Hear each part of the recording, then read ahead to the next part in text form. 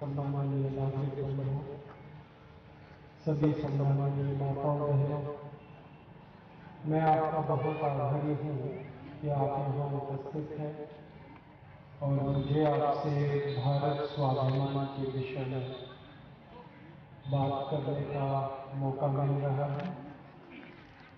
मैं सबसे पहले हमारे भारत स्वाभिमान पतंजलि योग समिति के आज के इस कार्यक्रम में जो मुख्य सहयोगी हैं, सभी शिक्षक, सभी पदाधिकारी, उनका आभार व्यक्त करता हूँ।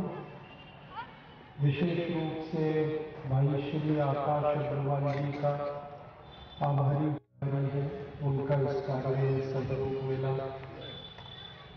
हमारे भाई श्री शैलेंद्र जी जायसवाल का आभारी है, जो भारत स्वाभिमान शक्ति ब्लॉक में हमारे प्रभारी हैं। भाई श्री राजकुमार अग्रवाल जी हमारे व्यापार उद्योग और प्रदेश के अध्यक्ष हैं। बहन सुश्री जया मिश्रा जो हमारी महिला राज्य प्रभारी हैं, उनका आभारी है। भाई श्री रविंद्र जी जो सह राज्य प्रभारी हैं छत्तीसगढ़ के, उनका भी आभार व्यक्त करता हूँ। और आचार्य श्री दया सागर जी जो छत्तीसगढ़ प्रांत के हमारे प्रभारी हैं, उनका भी बहुत आभारी हूँ। उन सबके सहयोग से मैं आपके बीच आया और इस व्याख्यान के लिए मैं प्रस्तुत हो सका। मैं आपसे भारत स्वाभिमान के विषय में बात करने आया। परम पूजनीय स्वामी रामदेव जी ने भारत स्वाभिमान नाम का एक आंदोलन शुरू किया है और यह आंदोलन भारत के 600 जिलों में अभी चल रहा है। इस आंदोलन में 2,50,000 योग शिक्षक सारे देश में अपनी सेवाएं दे रहे हैं।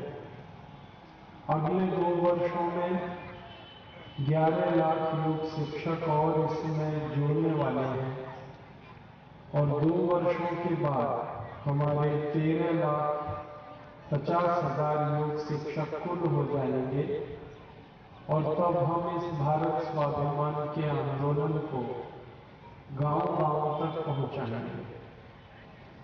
हमारी ऐसी भावना है कि भारत के हर एक गांव में भारत स्वाभिमान की शाखा बने, भारत के हर एक गांव में भारत स्वाभिमान की योग कक्षा लगे, नागरिकों को स्वस्थ बनाना, निरोग बनाना, भारत के नागरिकों की जो बीमारियां हैं उनका समाधान करना, ये पहला उद्देश्य है।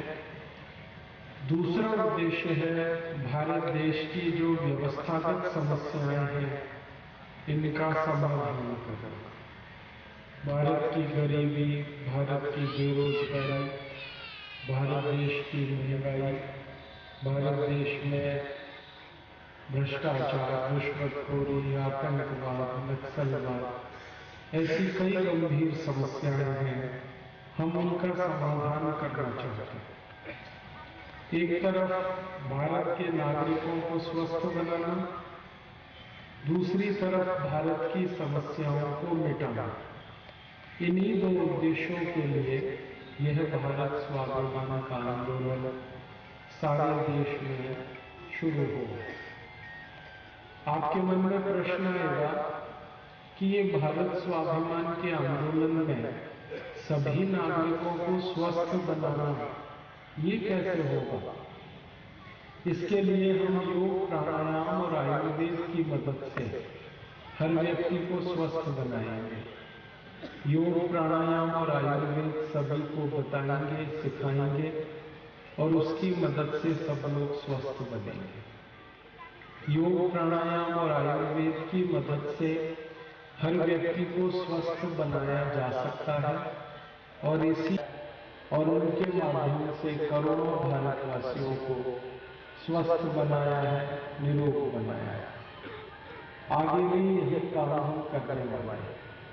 और योग, प्राणायाम और आयुर्वेद की मदद से हर व्यक्ति को स्वस्थ बनाना इसलिए जरूरी है कि आज हमारे देश में लोग बहुत अधिक बीमार हैं और बीमारियों के कारण हमारा देश बहुत ज़्यादा समस्याओं से घिर गया है। अपना भारत देश भाई बहुत अधिक लोग बीमार हैं और बीमारियों में अपना देश इस समय फंसा हुआ है। मुझे अगर ये कहना है कि भारत एक बीमार देश है तो इसमें कोई अतिशयोक्ति नहीं है, क्योंकि अपने भारत देश में 120 करोड़ की जनसंख्या है और करीब 100 करोड़ लोग बीमार हैं। हमारी भारत सरकार का एक बहुत बड़ा मंत्रालय है, परिवार कल्याण और स्वास्थ्य मंत्रालय। परिवार कल्याण और स्वास्थ्य मंत्रालय के आंकड़ों के अनुसार भारत में करीब 100 करोड़ लोग बीमार हैं।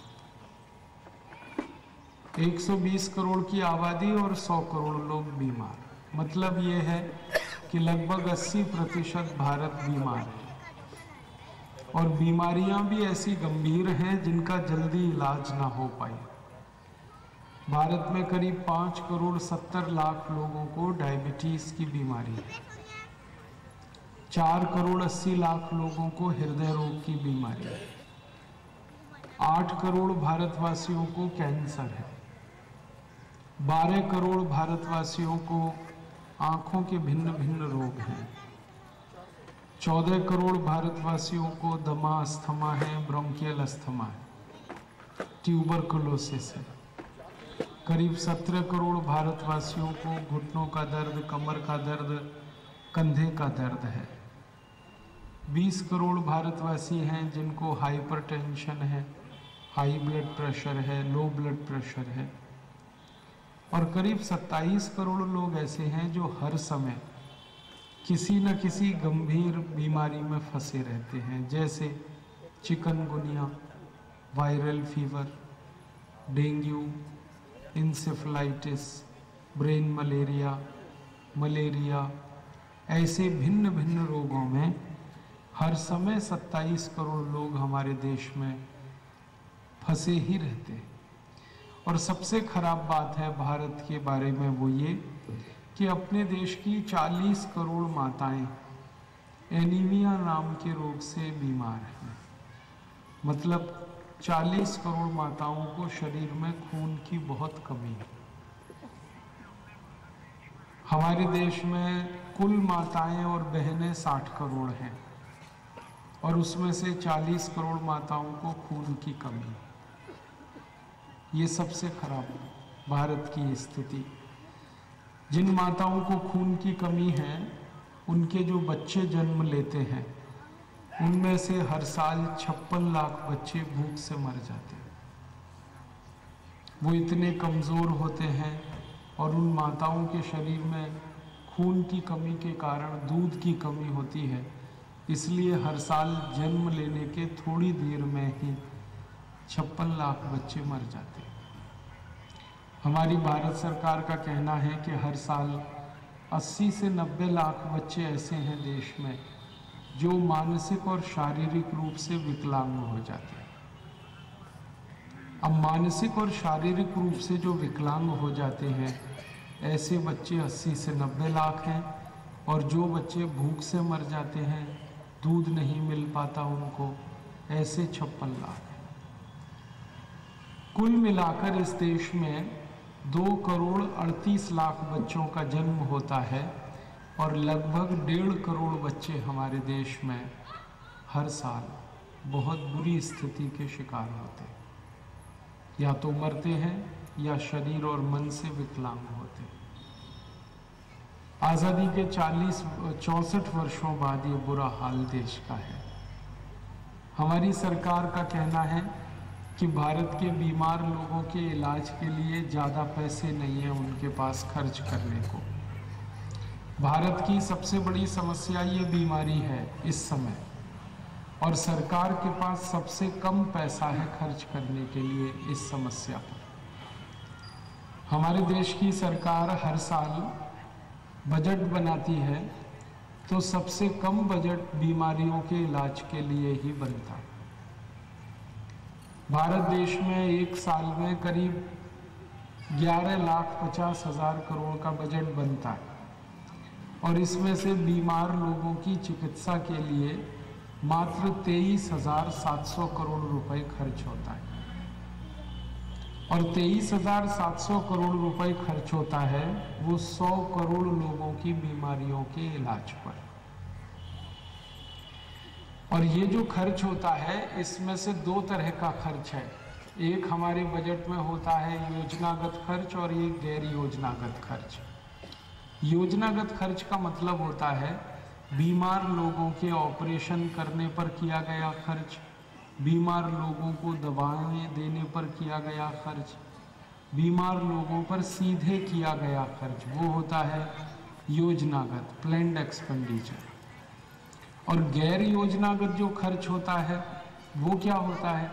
वो होता है बीमार लोगों की मदद करने के लिए, सेवा करने के लिए जो डॉक्टर्स हैं, जो मेडिकल स्टाफ है, जो नर्सेज हैं, जो वार्ड बॉय है, हॉस्पिटल की बिजली है, हॉस्पिटल का पानी है, हॉस्पिटल के सभी तरह के खर्चे, वो होता है गैर योजनागत खर्च। तो भारत सरकार का बीमार लोगों के लिए बजट है 23,700 करोड़।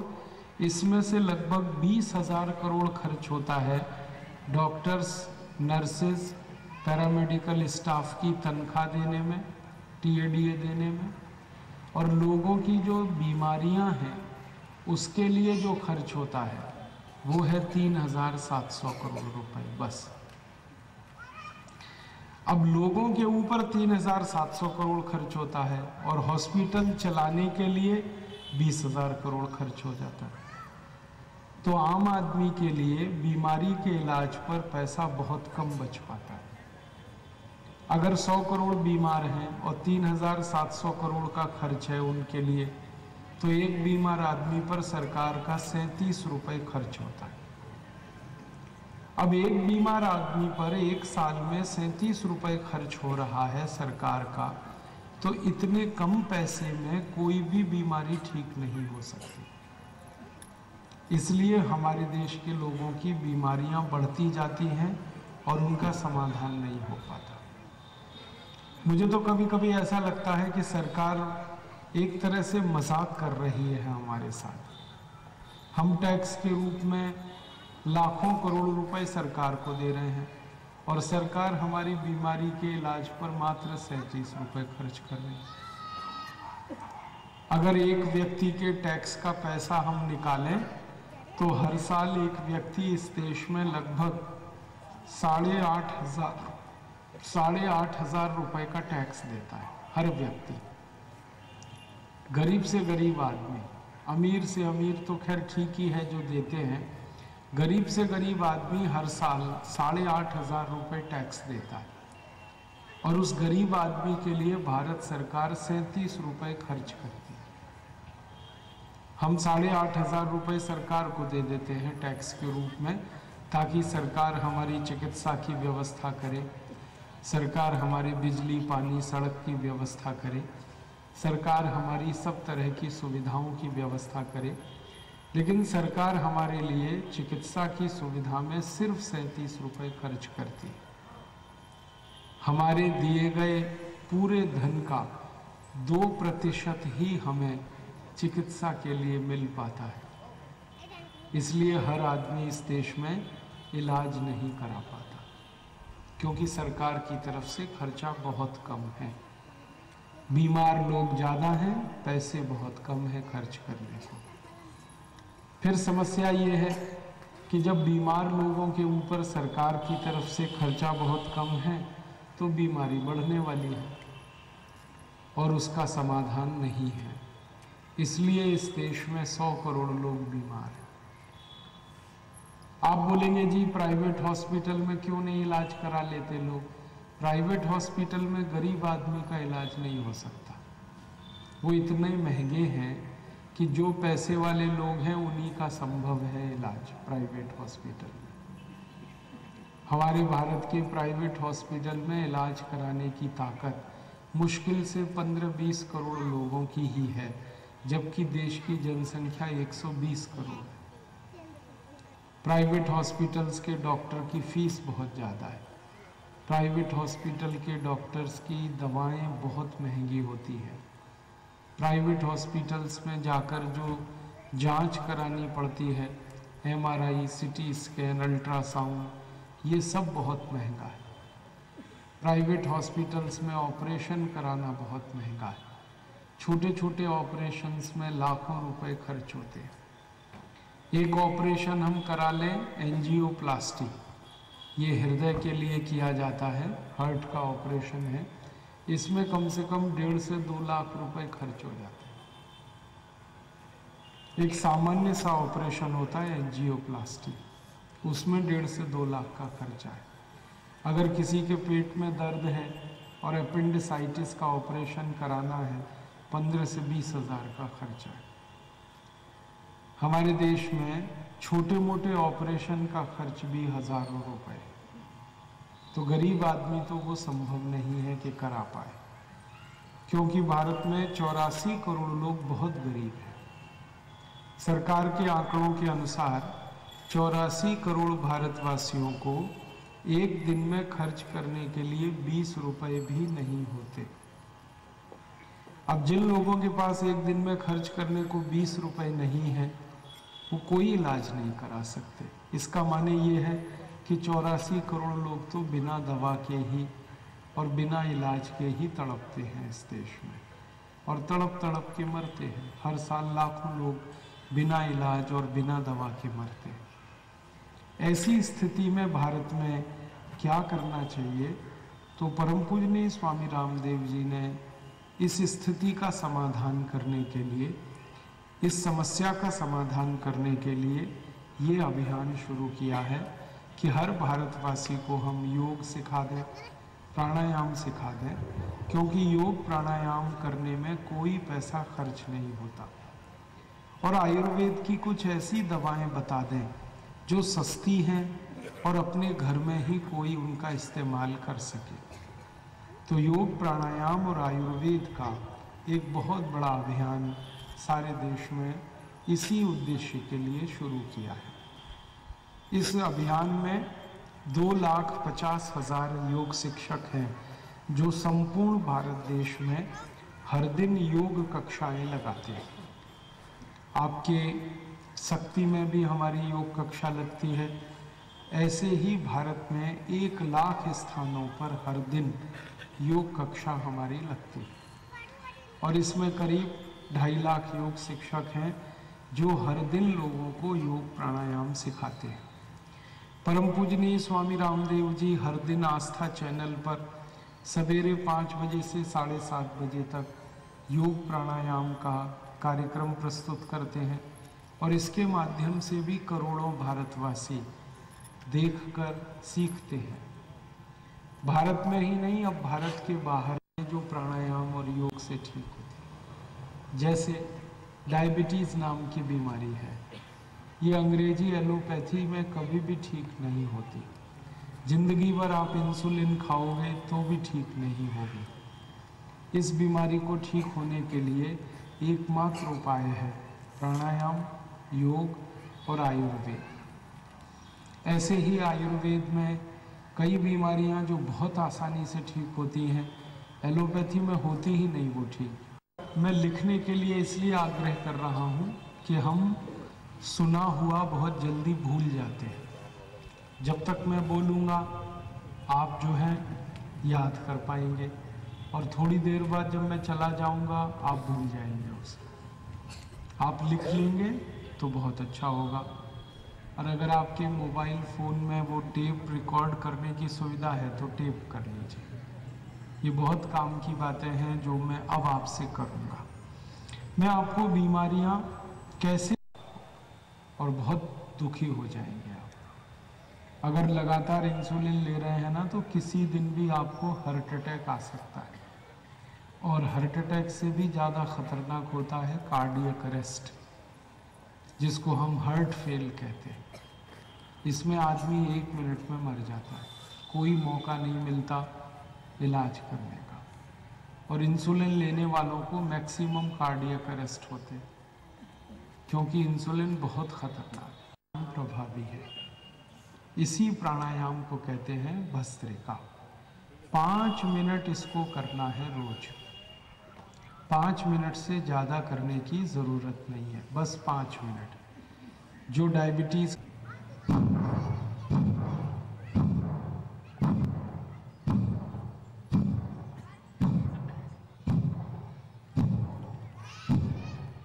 ये कपालभाति प्राणायाम आधे घंटे करना है लगातार।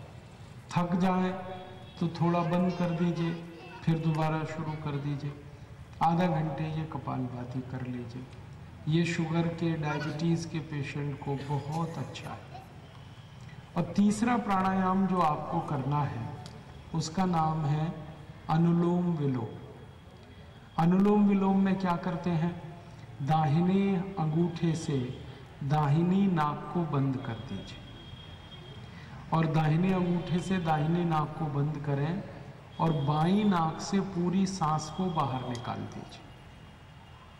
दाहिना अंगूठा दाहिनी नाक पे रख के बंद करना, बाईं नाक से सांस को निकालना, फिर बाईं नाक से सांस को भरना और दाहिनी नाक से निकालना, फिर दाहिनी नाक से सांस को भरना और बाईं नाक से निकालना, फिर बाईं नाक से भरना और दाहिने से निकालना। यही क्रिया अनुलोम विलोम कहलाती है। इसको आधे घंटे करना है।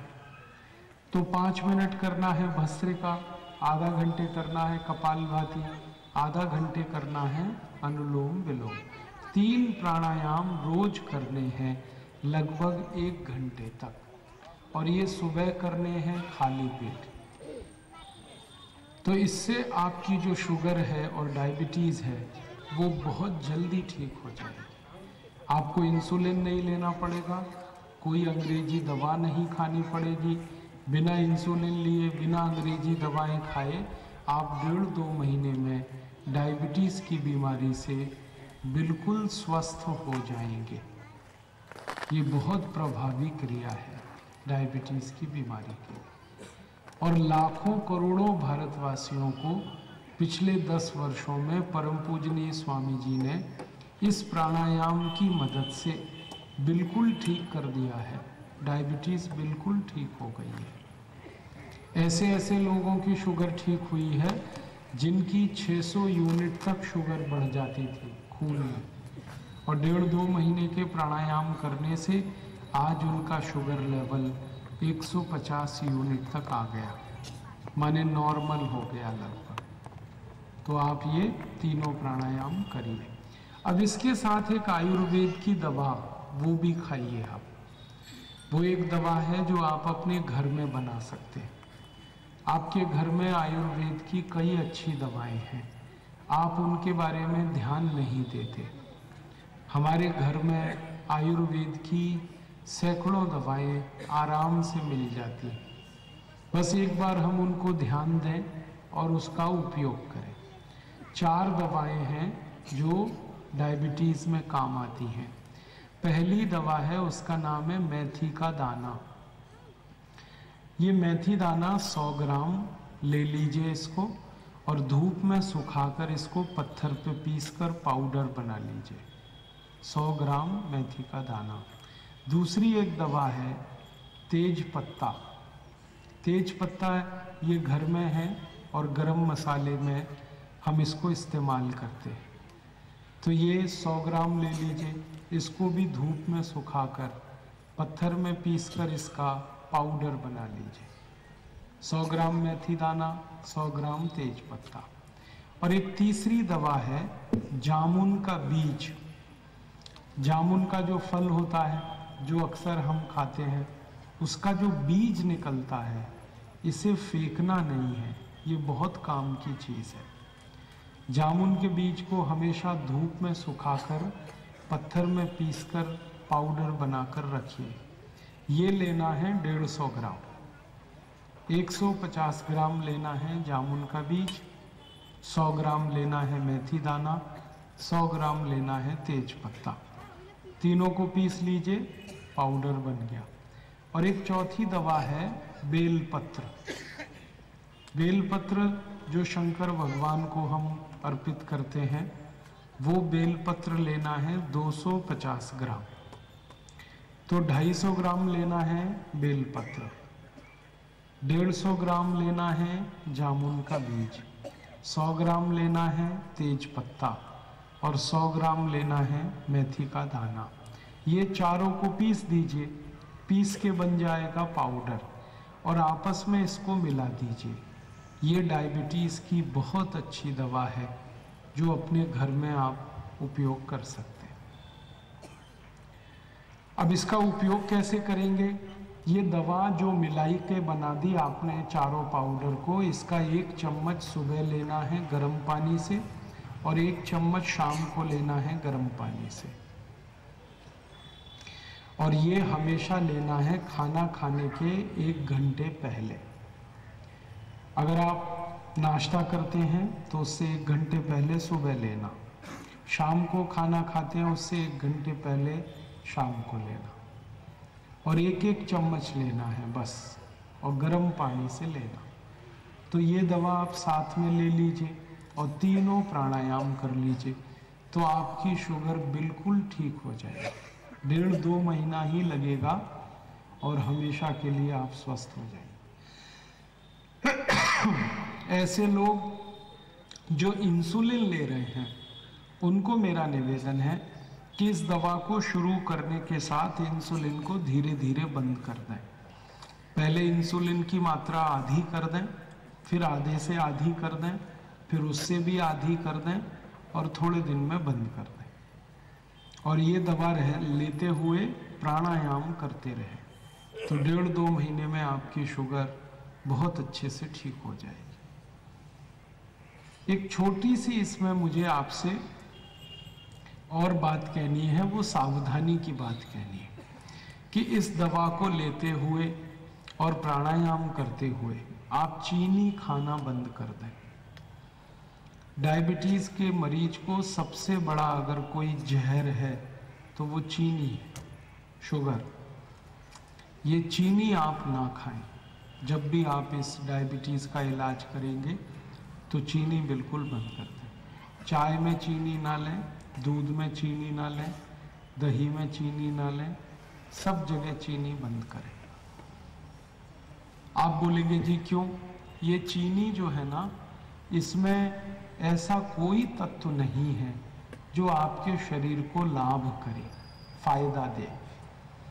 चीनी में किसी भी तरह का सूक्ष्म पोषक तत्व नहीं है कोई।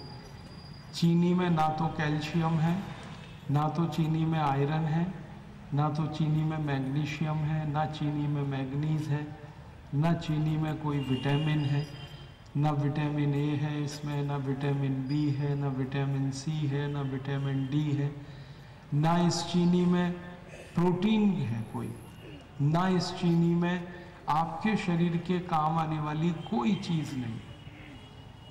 तो आप बोलेंगे चीनी में क्या है? बस चीनी में मीठापन है, स्वीटनेस है, बस और कुछ नहीं। और दुर्भाग्य से जो मीठापन है चीनी में, ये आपके काम का नहीं है। दुनिया में 2 तरह के मीठेपन होते हैं या 2 तरह की मिठाई है। एक तो वो जिसको भगवान ने बनाया, जैसे केले में मीठापन है, जैसे आम में मीठापन है, अंगूर में मीठापन है, संतरे में मीठापन है, खजूर में मीठापन है, गन्ने के रस में मीठापन है। ये सब ईश्वर का बनाया हुआ, प्रकृति ने बनाया।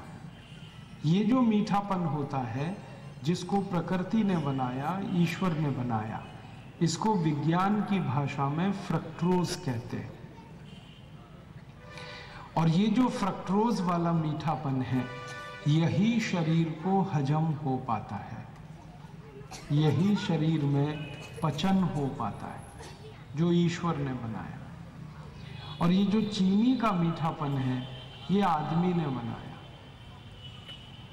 और ये आदमी का बनाया हुआ जो चीनी का मीठापन है, ये हजम नहीं होता। आप चीनी जितनी भी खाते हैं, ये कभी भी हजम नहीं होती। तो आप बोलेंगे ये क्या करती है?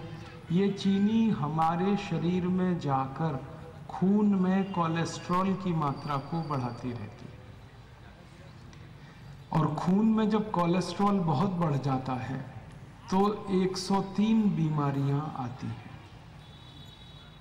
सबसे खतरनाक बीमारी आती है डायबिटीज, ये कोलेस्ट्रॉल बढ़ने के बाद ही आती है। दूसरी खतरनाक बीमारी आती है हाई ब्लड प्रेशर, ये कोलेस्ट्रॉल बढ़ने के बाद आती है। तीसरी खतरनाक बीमारी है पैरालिसिस, ये बहुत ज़्यादा कोलेस्ट्रॉल बढ़ने के बाद आती है। चौथी बीमारी है ब्रेन स्ट्रोक, ब्रेन हेमरेज, ये कोलेस्ट्रॉल बढ़ने के बाद आती है। पांचवी बीमारी है घुटनों का दर्द। छठी बीमारी है कमर का दर्द। सातवीं बीमारी कंधे का दर्द। आठवीं बीमारी हड्डियों के जोड़ों का दर्द। ये सब चीनी से पैदा होने वाली खतरनाक बीमारी। और एक आजकल बहुत बड़ी बीमारी आ गई है मोटापा। हम सबका वजन बढ़ रहा है, सबका पेट बाहर निकल रहा है, ये दुष्परिणाम है चीनी का। तो चीनी अच्छी नहीं है, आप इसे बंद कर दें। डायबिटीज के मरीज तो तुरंत बंद करें, जिनको डायबिटीज नहीं है वो भी बंद कर दें। स्वस्थ अगर हैं और जीवन भर आप स्वस्थ रहना चाहते हैं तो चीनी ना खाएं, क्योंकि चीनी कफ को बिगाड़ती है। आयुर्वेद में वात पित्त कफ 3 तरह के दोष माने गए हैं। वात का दोष, पित्त का दोष, कफ का दोष। चीनी सबसे ज्यादा कफ के दोष को बढ़ाने वाली है, और कफ का दोष बढ़ता है तो पित्त का भी बढ़ जाता है, और पित्त और कफ बढ़ गया तो 103 बीमारियां लाता है। इसलिए आयुर्वेद में कहा गया चीनी ना खाएं। फिर आप पूछेंगे जी क्या खाएं? गुड़ खाओ, गुड़ खाओ, खजूर खाओ, गन्ना खाओ, आम खाओ, केला खाओ, संतरा खाओ, मौसम्बी खाओ, कोई भी ऐसी मीठी चीज खाओ जो भगवान ने बनाई। गुड़ जो है ना वो एक तरह से भगवान का ही बनाया हुआ। गुड़ क्या है? गन्ना का रस, उसको हम बस गर्म कर देते, इतनी सी बात है, उसमें कुछ मिलाया नहीं जाता।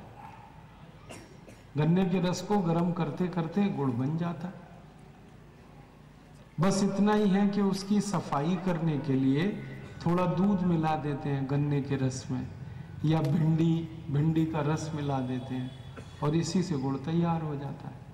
तो गुड़ जो है वो बहुत अच्छा है चीनी की तुलना में। चीनी में 23 तरह के रसायन मिलाए जाते हैं, और वो सब जहर है। खतरनाक से खतरनाक केमिकल्स चीनी में मिलाए जाते हैं। अब वो सब के सब केमिकल्स के नाम तो आप याद नहीं रख पाएंगे, लेकिन एक नाम जरूर याद रख पाएंगे आप, उसका नाम है सल्फर। ये चीनी बनाने में सल्फर सबसे ज्यादा इस्तेमाल होता है। सल्फर का मतलब होता है गंधक। गंधक का मतलब होता है दीपावली पर चलने वाले पटाखों का मसाला।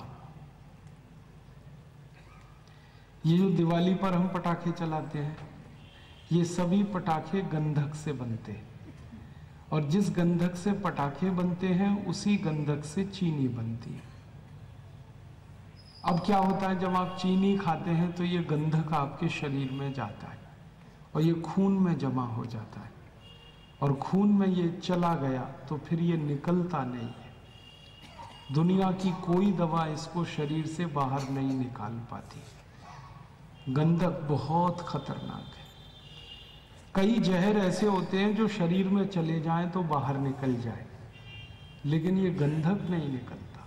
ये घुस गया तो ये जमा ही होता रहता है, और जैसे जैसे ये बढ़ता जाता है वैसे वैसे खून खराब होता है, और खून की खराबी है जिसका नाम है कोलेस्ट्रॉल।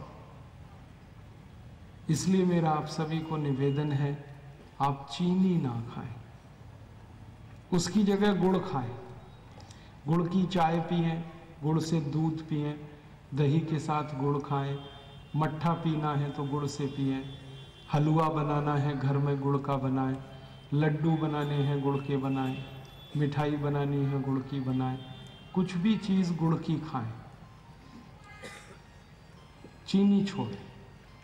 और भगवान की बनाई ही हर मीठी चीज़ खाएं, जैसे केला खाएं, भरपूर खाएं, उसमें कोई तकलीफ नहीं।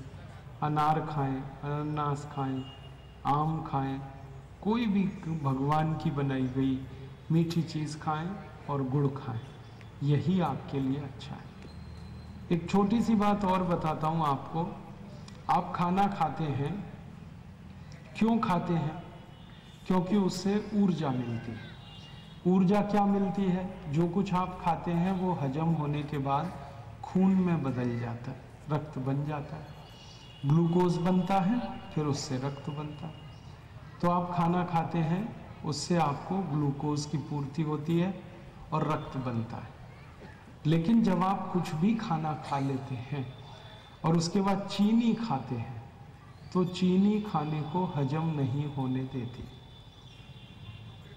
चीनी का सबसे बड़ा दुर्गुण है। चीनी खुद हजम नहीं होती है और किसी को भी हजम नहीं होने देती। आप कितना भी अच्छा खाना खाएं और पीछे से एक चम्मच चीनी अगर आपने खा ली तो वो खाना ही हजम नहीं होगा। तो आप कहेंगे वो खाना फिर कहाँ जाएगा? वो खाना सब कोलेस्ट्रॉल में बदल जाएगा।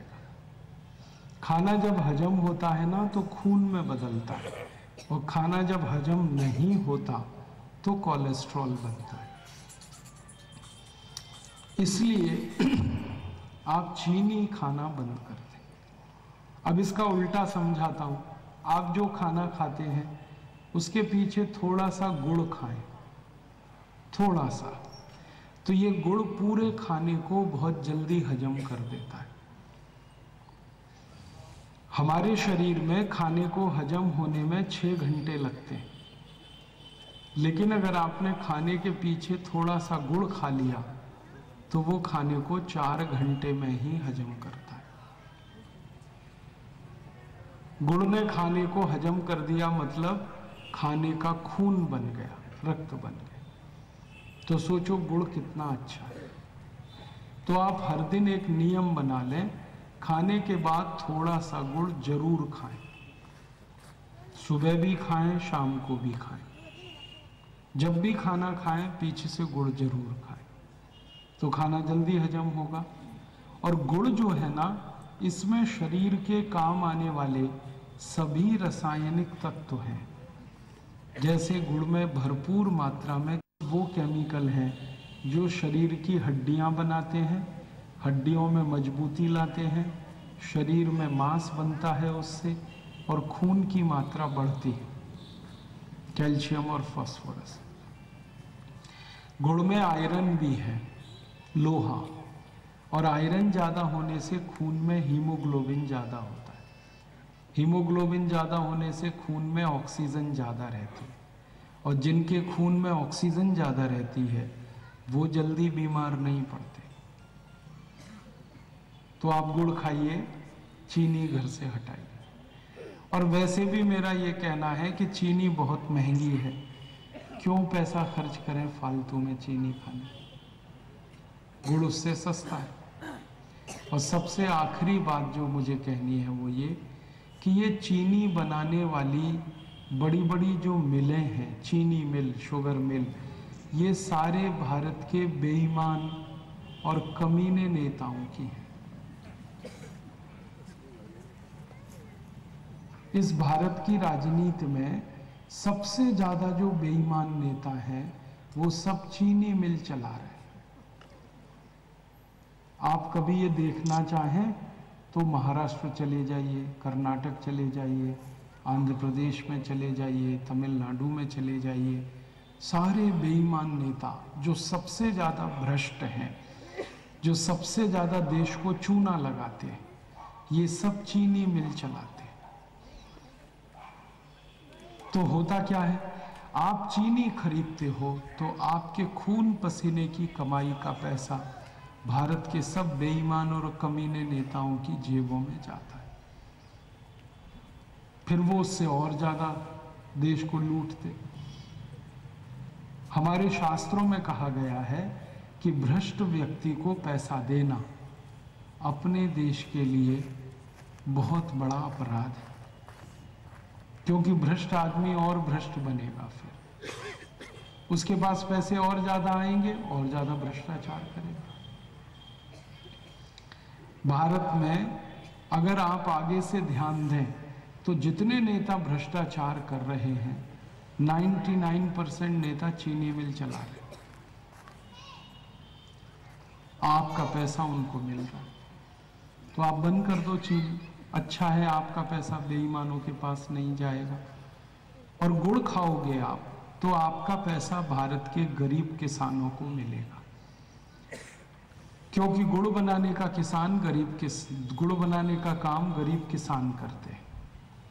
तो आप गुड़ खाओगे तो पैसा गरीब किसानों के पास जाएगा, चीनी खाओगे तो बेईमान और भ्रष्ट नेताओं के पास जाएगा। आप ही देखो कहाँ पैसा देना है आप। मेरी तो आपसे यही विनती है, निवेदन है कि अपना पैसा गरीब किसानों को दें। मैंने एक दिन हिसाब निकाला था कि भारत के लोग एक साल में जितनी चीनी खाते हैं उतने ही रुपए का गुड़ खाएं।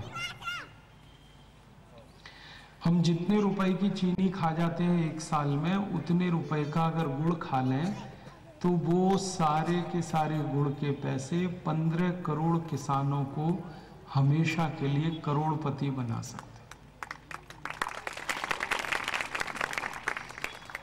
हमारे भारत में 15 करोड़ किसान हैं जो गन्ना पैदा करते हैं और गुड़ बनाते हैं। और इन किसानों का दुख पता है क्या है? इनका दुख ये है कि ये गुड़ बना के बेचना चाहते हैं, लेकिन ये बेईमान नेता उनका गुड़ नहीं बनने देते। ये नेताओं ने ऐसे कानून बनवा दिए हैं कि चीनी मिल को ही चीनी बेचनी पड़ती है, माफ करना, चीनी मिल को ही गन्ना बेचना पड़ता है। मान लो शक्ति में कोई चीनी मिल लग जाए, कोई नेता ही लगाएगा, ये तो पक्का है, तो वो ऐसे कानून बनवा देगा विधानसभा में कि शक्ति के आसपास जितने किसान गन्ना पैदा करें उनको पूरा गन्ना उसी चीनी मिल को बेचना पड़ेगा। भले वो चीनी मिल 3-3 साल तक उसको पेमेंट ना करे किसान को, फिर भी उसकी मजबूरी है अपना गन्ना बेचना। अब किसानों का 3-3 साल पेमेंट रुका रहता है चीनी मिलों में, वो बेचारे चक्कर काटते रहते हैं, पैसे उनके नहीं मिलते। और 3 साल का पेमेंट अगर चौथे साल में मिले तो किसान के लिए बेकार है। तो किसान मुझे कहते हैं कि हमें चीनी मिल में गन्ना बेचने में बहुत घाटा है। एक तो दाम कम मिलता है और पेमेंट 3-4 साल में मिलता है। और वही किसान कहते हैं कि अगर हम गन्ने से गुड़ बनाएं तो वो गुड़ हमारा हाथों हाथ बिक जाता है और उसका कैश पेमेंट किसानों के हाथ में आ जाता है। और गुड़ बनाने में थोड़ा पैसा ज्यादा। अमेरिका के लोग हर एक चीज खाते हैं वो शुगर फ्री है। कनाडा के हर एक घर में घुसोगे तो हर चीज शुगर फ्री मिलेगी। ब्रिटेन में बड़ी बड़ी दुकानों में जो मिठाइयाँ मिलती हैं, मिठाइयाँ तो वहाँ केक की होती है या पेस्ट्री होती है, वो सब शुगर फ्री मिलती है और बहुत महंगी देते हैं, फिर भी लोग वही खाते हैं क्योंकि चीनी के नुकसान उनको भी पता चल गए। अमेरिका में शुगर फ्री हर एक चीज 4 गुनी महंगी मिलती है, फिर भी लोग खाते हैं उसे, क्योंकि वो कहते हैं कि चीनी खाने से अच्छा ये बिना चीनी की चीजें खाना। अब वो शुगर फ्री भारत में भी आ गई है। टीवी पे आपने देखा है ना, विज्ञापन आता है, शुगर फ्री टैबलेट आ गई हैं, गोलियां आ गई हैं जिनको चाय में डाल के, दूध में डाल के लोग पी रहे हैं। ये शुगर फ्री सबसे ज़्यादा अमेरिका और यूरोप में चल रही है, क्योंकि उनको मालूम है कि चीनी खाएंगे मरेंगे। अमेरिका में पता है हर तीसरा आदमी मोटापे का शिकार है। अगर अमेरिका में आप हर तीसरे आदमी को देखोगे वो मोटा है। 30 करोड़ की जनसंख्या, साथ में कक्षा 8 में पढ़ने वाले बच्चे 150 किलो के हैं, 140 किलो वजन, 130 किलो वजन, 120 किलो वजन। कभी आप अमेरिका चले जाओ, हम तो जाते रहते हैं तो वहाँ देखते हैं सड़क पे 1 घंटे खड़े हो जाओ किसी भी बड़े शहर में, और जाने आने वाले लोगों को देखोगे, हर तीसरा आदमी आपको मोटा थुल ऐसा पेट निकला, पता है किसका है? चीनी का। अब अमेरिका में अभियान चल रहा है, चीनी हटाओ। वहाँ के डॉक्टर्स लोगों को समझा रहे हैं चीनी हटाओ। वहाँ का कई टीवी चैनल हैं चिकित्सा और स्वास्थ्य पर, रोज वहाँ लेक्चर आता है चीनी हटाओ, चीनी हटाओ, क्या नुकसान चीनी का, क्या नुकसान चीनी। तो उनको अकल आ गई है, चीनी खा खा के मोटे हो गए, तकलीफ में फंस गए, अब वो चीनी बंद कर रहे हैं। आप भी बंद कर दो,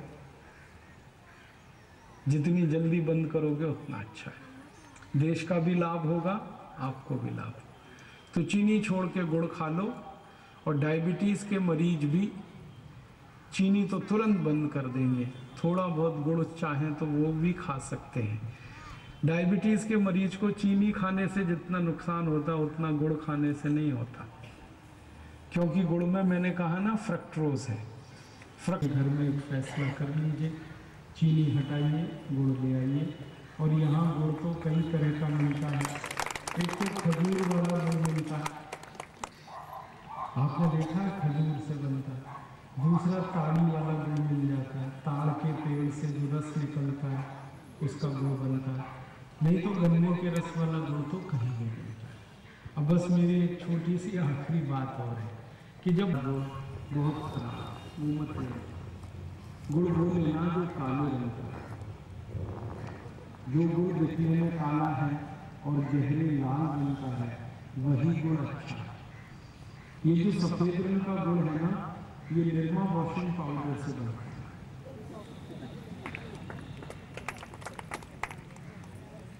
निरमा वॉशिंग पाउडर आप जानते हैं, ये जो गन्ने का रस है ना, गर्म करते हुए उसमें निरमा वॉशिंग पाउडर मिला देते हैं तो गुड़ का रंग सफेद हो जाता है।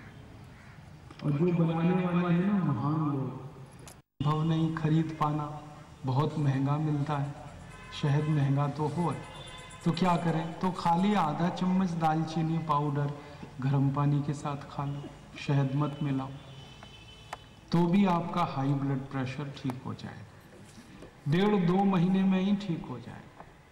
बहुत अच्छी दवा है दालचीनी। दूसरी एक दवा है हाई ब्लड लेना, और 1 कप पानी में खूब गर्म कर देना। 1 कप पानी या आधा गिलास पानी, आधा चम्मच अर्जुन की छाल का पाउडर डाल के खूब गर्म कर देना और इसको पी लेना चाय की तरह से। तो ये हाई ब्लड प्रेशर को बिल्कुल ठीक कर देगा। और ये जो अर्जुन की छाल है ये हाई बीपी को तो ठीक करेगा ही, ये हृदय को भी ठीक कर देता है। हमारे हृदय में कई बार एक खराब बीमारी आती है जिसको हम तो बहुत धीमी हो जाए या बहुत तेज हो जाए तो मरने के चांसेस हैं। इस बीमारी को ठीक करना सबसे अच्छे से जो कर पाती है दवा वो यही है, अर्जुन की छाल। इजेक्शन फ्रैक्शन को एकदम संतुलित कर देती है। इस इजेक्शन फ्रैक्शन को संतुलित करने में एलोपैथी दवा लाखों रुपए की आप खाओगे तो भी नहीं होगा, लेकिन ये अर्जुन की छाल बहुत अच्छे से कर देती है। और एक दवा बताता हूँ हाई बीपी के लिए, अपने घर में है, वो दवा का नाम है लौकी का रस। 1 कप लौकी का रस रोज पियो, सवेरे खाना खाने से 1 घंटे पहले। सवेरे के खाने का मतलब है नाश्ता, नाश्ते से 1 घंटे पहले 1 कप लौकी रस रोज पियो। और लौकी का रस जब आप निकालो ना तो उसका छिलका मत उतारो, क्योंकि जो छिलका है उसी में सब कुछ है। लौकी में जो भी कुछ है वो सब उसके छिलके में है। अगर आपने छिलका हटा दिया लौकी का तो वो बेकार है, फिर वो किसी काम के नहीं। बहुत लोग हैं ना मुझे फ़ोन करते हैं, कहते हैं 2 साल से लौकी रस पी रहे हैं, बीपी ठीक ही नहीं हो रहा। फिर मैं पूछता हूँ कैसे पीते हो, कहते हैं जी छिलका उतारते हैं। मैंने कहा बस अभी कोई ठीक नहीं होगा। छिलका उतार के लौकी 10 साल भी पियो कुछ नहीं होगा, कोई बीमारी ठीक नहीं होगी। और वही छिलका रख कर लौकी का रस पियो, 2 महीने में ब्लड प्रेशर ठीक हो जाए। छिलका नहीं उतारना, छिलका सहित उसका रस निकालना। और 1 कप रस पियो रोज, बस, ज़्यादा नहीं, आधा गिलास। उसमें थोड़े धनिया पत्ते डाल लो 5-6, पुदीने पत्ते डाल लो 5-6, तुलसी पत्ते डाल लो 5-6, 3-4 काली मिर्च डाल दो। इसको पीस के सबको और मिला के लौकी रस पियो। हाई बीपी ठीक होता है इससे, हृदय की बीमारी भी ठीक होती है इससे। ये जो लौकी रस है ना, ये मोटापे को भी ठीक कर देता है, मोटापा कम हो जाता है। पेट बाहर निकला है तो वो ठीक हो जाएगा। आगे चलें, और एक अच्छी दवा बताता हूँ आपको हाई बीपी के लिए। वो दवा है बेलपत्र के पत्ते। बेलपत्र का पेड़ तो सब जगह मिलता है, छत्तीसगढ़ में हर गांव में मिल जाता है। उसके 5 पत्ते तोड़ लो, बेलपत्र के 5 पत्ते, पत्थर में पीस के उसकी बनाओ चटनी। अब उस चटनी को डालो 1 गिलास पानी में और उसको करो गरम, और इतना गरम करो कि पानी आधा हो जाए, फिर उसको ठंडा करके पियो। तो ये बेलपत्र के पत्ते का काढ़ा बनाकर कोई भी पिएगा तो हाई ब्लड प्रेशर इससे भी ठीक हो जाता है, और इस बेलपत्र के काढ़े से मोटापा भी ठीक हो जाता है। इस बेलपत्र के काढ़े से डायबिटीज़ भी ठीक हो जाती है। ये डायबिटीज़ ठीक कर देता है, हाई बीपी ठीक कर देता है, मोटापा ठीक कर देता है। हमारे खून में अगर कोलेस्ट्रॉल बढ़ गया है उसको भी ठीक कर देता है ये बेलपत्र। ट्राइग्लिसराइड्स बढ़ गए हैं वो भी ठीक हो जाते हैं इससे। बहुत अच्छी दवा है। अगर आपके दांत अच्छे हैं ना तो बेलपत्र के पत्ते चबा के भी खा सकते हैं। बेलपत्र तोड़ा, चबा के खा लिया, पीछे से गर्म पानी पी लो।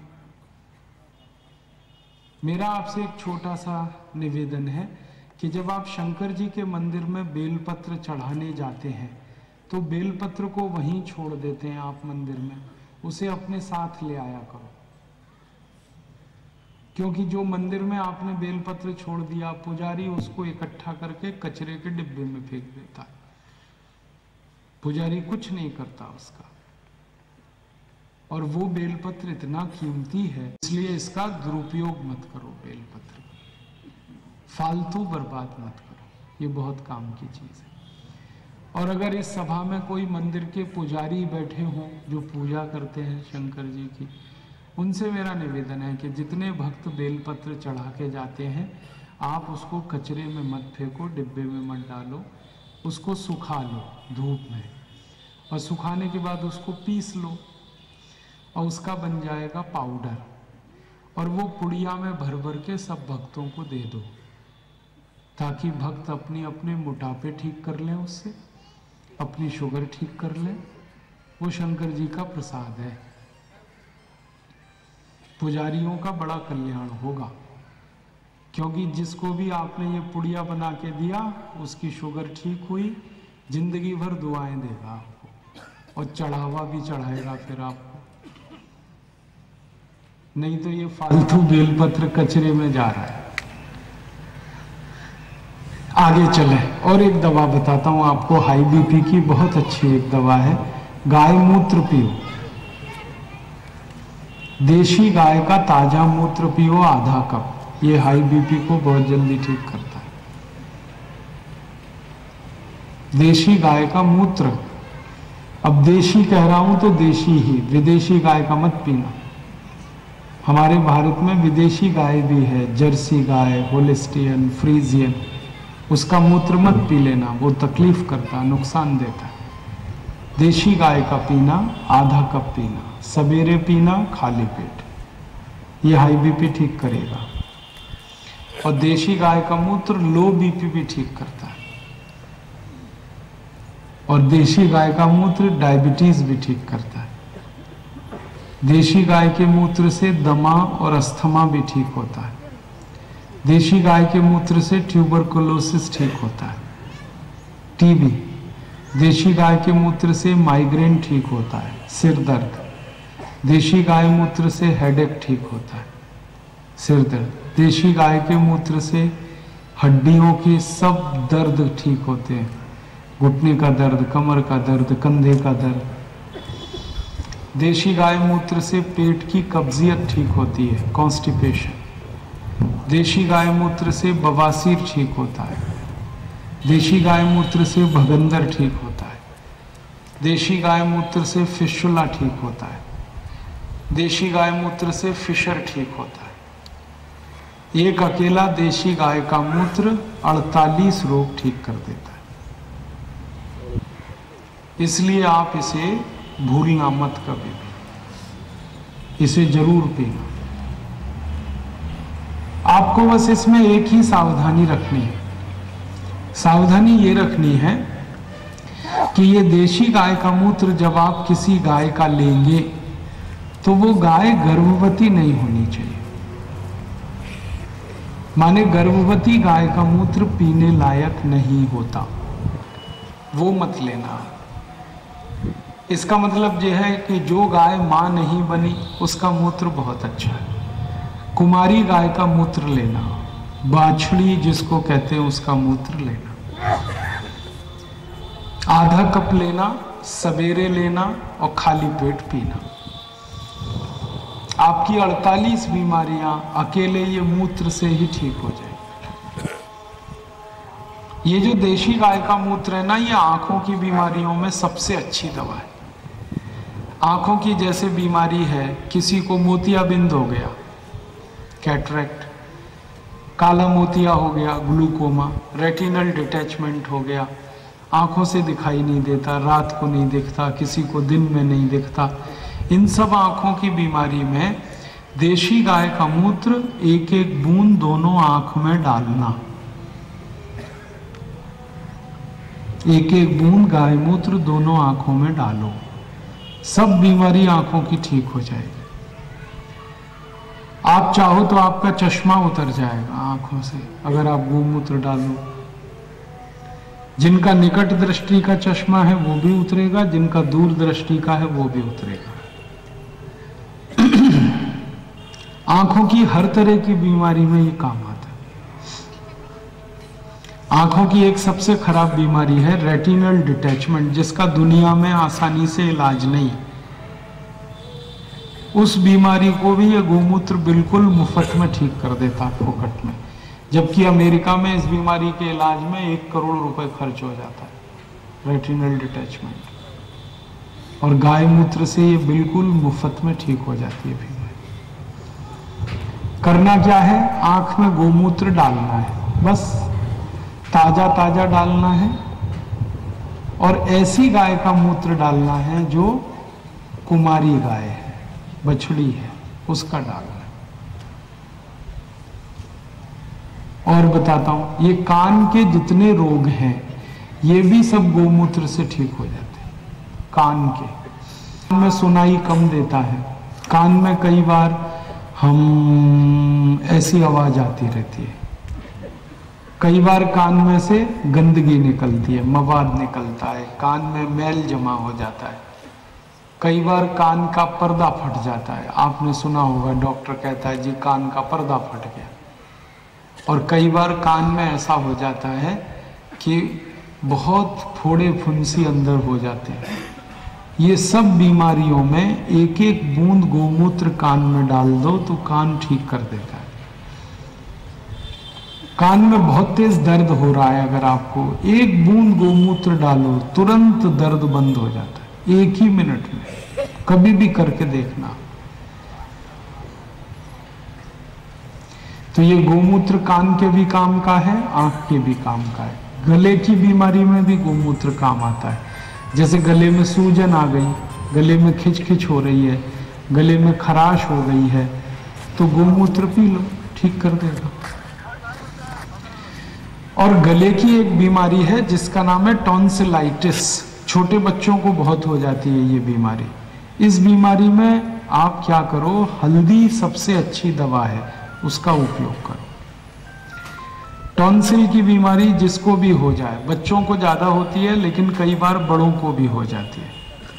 तो इसको कैसे ठीक करेंगे, आधा चम्मच हल्दी पाउडर ले लो और किसी भी बच्चे को जिसको ये बीमारी है या बड़े को, उसका मुंह खोलकर ये हल्दी पाउडर गले में डाल दो, अंदर, जीभ पे मत डालना, गले में। और थोड़ी देर चुप करके बैठ जाओ, मुंह बंद करके। तो ये गले के नीचे उतरेगा पूरा हल्दी पाउडर लार के साथ मिलके, और एक खुराक में ही टॉन्सिल की बीमारी हमेशा के लिए ठीक हो जाए। एक खुराक, इतनी प्रभावशाली दवा है हल्दी। मैंने अक्सर देखा है लोग अपने बच्चों के गले का ऑपरेशन करा देते हैं टॉन्सिलाइटिस में। कभी मत कराना, जरूरत नहीं ऑपरेशन की, हल्दी से ही ठीक हो जाता है। और टॉन्सिल की पुरानी बीमारी है, जैसे किसी को 4-5 साल 10 साल पुरानी, तो हफ्ते में एक दिन बस ये आधा चम्मच हल्दी ले लें, एक ही दिन हफ्ते में, तो 8-10 हफ्ते में बिल्कुल ठीक हो जाएगा, 2 महीने में। आगे चलें, छाती की कुछ बीमारियों की बात करूं, दमा है, अस्थमा है, ब्रोंकियल अस्थमा है, टीबी है, ये सब छाती से जुड़ी बीमारियां, फेफड़ों से। इसकी एक तो अच्छी दवा मैंने बताई है गोमूत्र, आधा कप पियो, और दूसरी अच्छी दवा है दालचीनी। दालचीनी शहद मिलाकर चाट कर खाओ गर्म पानी के साथ, आधा चम्मच दालचीनी, आधा चम्मच शहद। 2-3 महीने लगातार कोई भी खाए तो दमा ठीक होगा। और या 2-3 महीने आधा कप गोमूत्र पी ले तो भी दमा ठीक होगा। आगे चलें, पेट की कुछ बीमारियां, जैसे पेट में कब्जियत हो गई, पेट साफ नहीं होता, तो क्या करें? रात को सोते समय अजवाइन और गुड़ ये दोनों मिलाकर खा लें गर्म पानी से। आधा चम्मच अजवाइन, 1 चम्मच गुड़, दोनों मिलाओ, मुंह में चबा के खाओ, पीछे से थोड़ा गर्म पानी पी लो, और सवेरे जैसे ही आप उठोगे तो उठते ही पेट साफ हो जाएगा, कब्जियत नहीं रहेगी। दूसरी एक अच्छी दवा है कब्जियत के लिए, त्रिफला चूर्ण।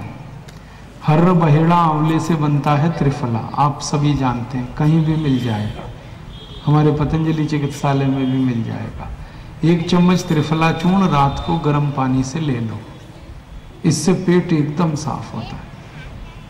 और एक तीसरी दवा है पेट साफ रखने के लिए, अनार का रस पियो या अनार चबा के खाओ रोज। 2 अनार रोज चबा के कोई भी खाए, पेट कभी भी खराब हो ही नहीं सकता। और एक अच्छी दवा है पेट साफ करने के लिए, अमरूद खाओ। 2 अमरूद रोज अगर खा लो कभी भी पेट खराब नहीं होगा, हमेशा पेट साफ।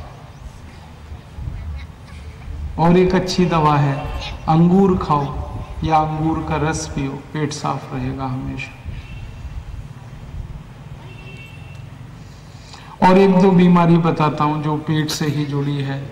बवासीर, बवासीर है जिसको शायद अर्श भी कहते हैं, अर्श, बवासीर, पाइल्स कहते हैं अंग्रेजी में।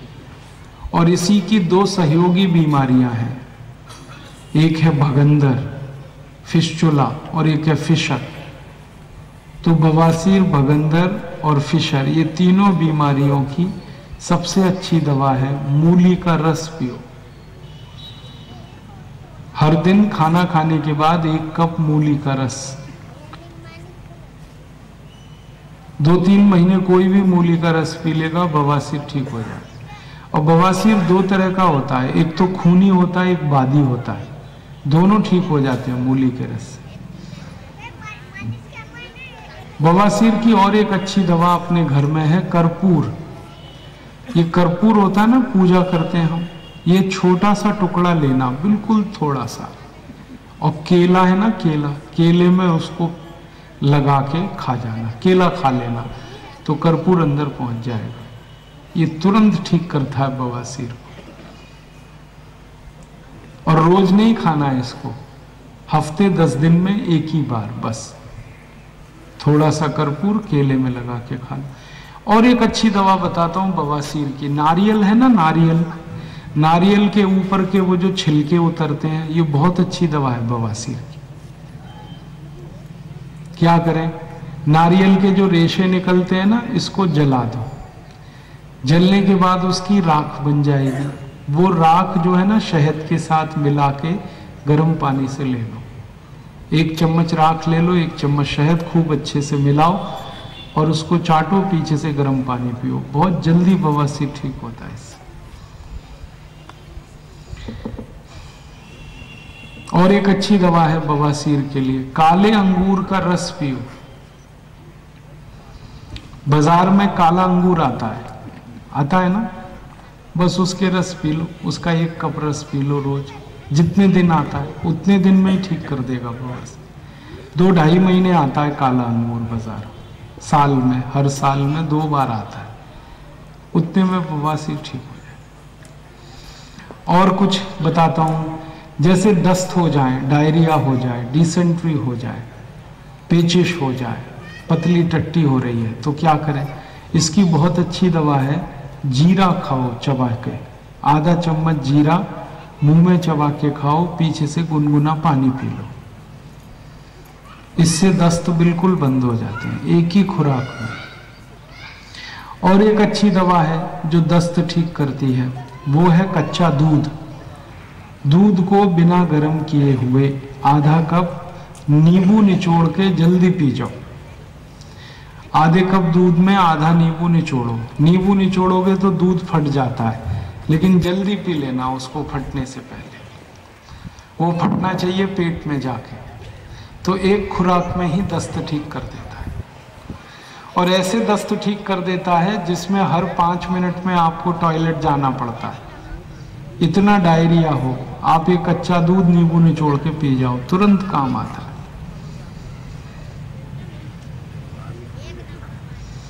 अब घुटने के दर्द की कुछ दवाएं बताता हूं। घुटने का दर्द है, कमर का दर्द है, इसकी सबसे अच्छी दवा है मेथी, हल्दी, सौंठ। हल्दी, मेथी, सौंठ तीनों को बराबर मात्रा में लेना है। हल्दी लेना 100 ग्राम, मेथी लेना 100 ग्राम, सौंठ लेना 100 ग्राम, और तीनों मिला के पाउडर बना लेना पत्थर पीस के। बस इसको 1 चम्मच खाना है सुबह गर्म पानी के साथ, तो ये घुटने का दर्द, कमर का दर्द, कंधे का दर्द सब ठीक करेगा। और एक अच्छी दवा बताता हूँ कमर और ये घुटने के दर्द के लिए। हार सिंगार का एक पेड़ मिलता है, हार सिंगार, उसको परिजात कहते हैं, हार सिंगार कहते हैं। ये पेड़ की पहचान बताता हूँ, इस पर सफेद रंग के छोटे फूल आते हैं, और वो फूल का डंडी नारंगी रंग का होता है, और फूल में खुशबू बहुत होती है, सुगंध बहुत होती है, और फूल हमेशा रात को खिलते हैं पेड़ पर, बाकी सब फूल दिन में खिलते हैं, इसमें रात में। और सवेरे आप देखोगे तो सब फूल पेड़ के नीचे पड़े हुए मिलते हैं। ये है हार सिंगार का पेड़। इसके 5 पत्ते तोड़ो, पत्थर में पीसो, चटनी बनेगी, फिर उसको 1 गिलास पानी में खूब गर्म करो, और इतना गर्म करो कि पानी आधा हो जाए, फिर इसको ठंडा करके पी लो।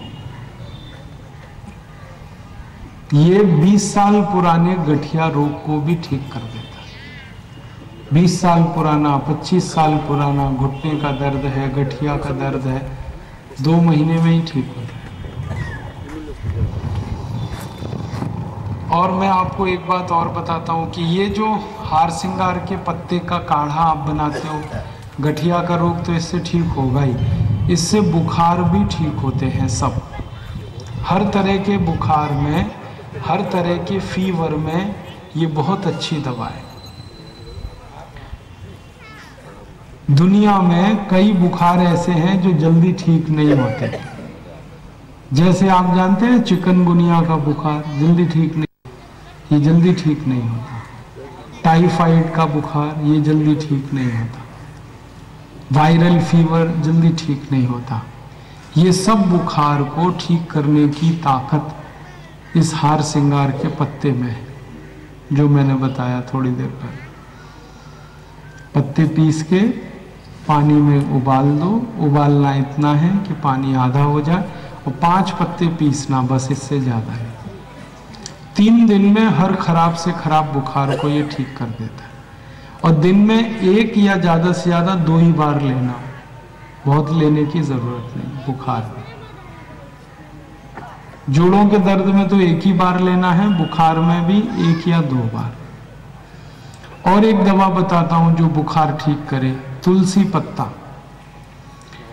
15-20 तुलसी पत्ते पत्थर में पीस लो, 3-4 काली मिर्च पत्थर में पीस लो, इन दोनों को पानी में डाल के गरम कर लो, गरम करके वो पानी को पी लो, इससे भी बुखार ठीक होता है।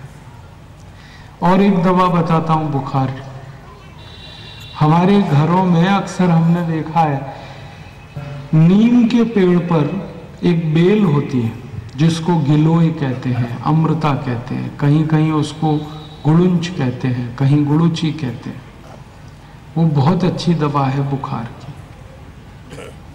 क्या करना है, उसको थोड़ा सा काट लेना चाकू से, बेल को, उसकी लकड़ी को, और पत्थर में पीस के और 1 गिलास पानी में डाल के उबाल देना, और खूब उबालना, पानी आधा हो जाए फिर उसको पिलाना ठंडा कर। बहुत अच्छी दवा है, खराब से खराब बुखार ठीक होता है। एक दो और दवाएं बताता हूं आपको, जैसे किडनी फेल हो जाए किसी की, अक्सर बहुत किडनी आजकल फेल हो रही है लोगों की, तो किडनी फेल होने की एलोपैथी में तो कोई दवा नहीं, लेकिन अपने आयुर्वेद में है। एक तो प्राणायाम करना, ये सब बीमारियों में प्राणायाम जरूर करते रहिएगा। मैंने जो बताया 5 मिनट भस्त्रिका, आधा घंटा अनुलोम विलोम, आधा घंटा कपालभाति, ये 3 तो कर ही लीजिए। वैसे तो 8 प्राणायाम हैं कुल, सब करें तो अच्छा है, लेकिन 3 तो कर ही लेना। तो जिनकी किडनी फेल हो जाए उनको प्राणायाम कराओ, और साथ में एक दवा दो, नीम के पत्ते का रस और पीपल के पत्ते का रस। ल्यूकोडर्मा। अब ल्यूकोडर्मा के साथ और भी बता देता हूं, ल्यूकोडर्मा तो चर्म रोग है, सफेद दाग हो जाते हैं। दूसरी दवा है ल्यूकोडर्मा के लिए, ये जो नीम की छाल होती है, नीम की छाल, इसको गोमूत्र में घिसो और उसका लेप बनेगा। और इसी तरह से रोग जैसे खाज है, खुजली है, दाद है, सोराइसिस है, इचियोसिस है, ये सब में बहुत अच्छी एक दवा है यही, पुदीने के पत्ते को गाय के मूत्र में पीस कर लगाओ तो दाद, खाज, खुजली सब ठीक होता है। और एक अच्छी दवा बताता हूँ, सड़ा हुआ केला, केला जब सड़ जाता है ना तो उसको लगाओ, त्वचा के सभी रोग ठीक करता है। खाज, खुजली, दाद पर सड़ा हुआ केला मालिश करो, 2-4 घंटे लगा रहने दो, फिर पानी से धो लेना। सड़ा हुआ केला बहुत अच्छी दवा है चर्म रोग की। देखो अपना देश कैसा अद्भुत है, अच्छा केला खाओ, सड़ा हुआ केला लगाओ। माने कोई चीज ऐसी नहीं है जो दवा नहीं है। अब तो कोई नहीं बचा रो, हो गया।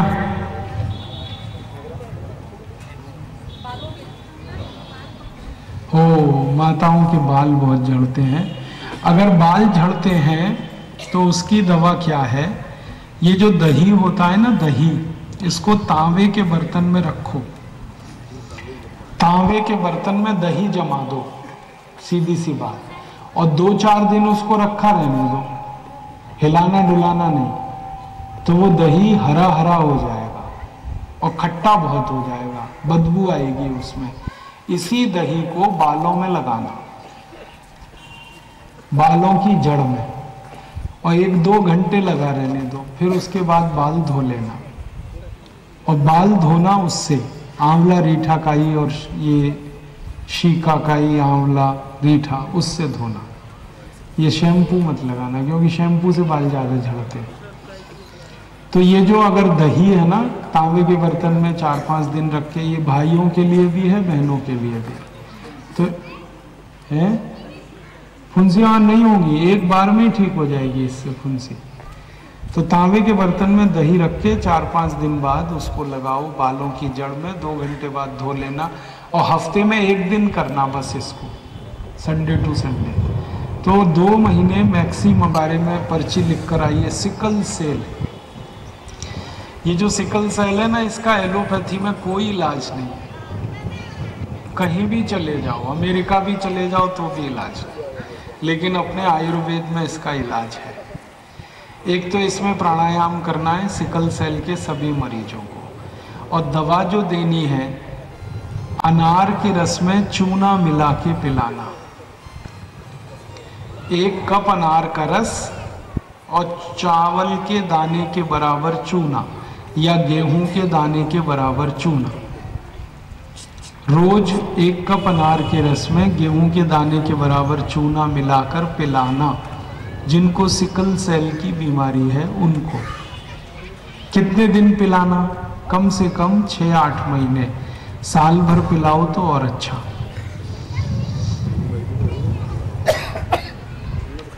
ठीक है।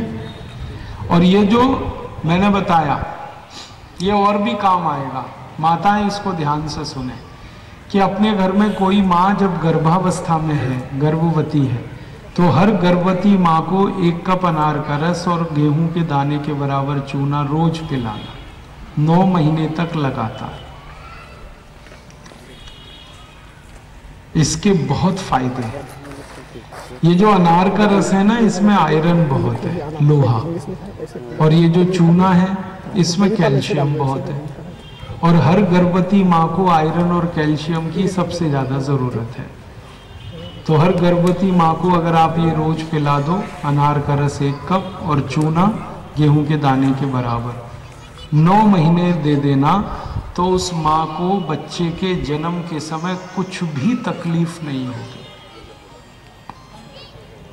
एक तो बच्चे के जन्म के समय तकलीफ नहीं होगी, दूसरा जो बच्चे का जन्म होगा वो बच्चा बहुत स्वस्थ होगा, एकदम हष्ट पुष्ट, मोटा, तंदुरुस्त, कमजोर नहीं होगा, हेल्दी बहुत होगा।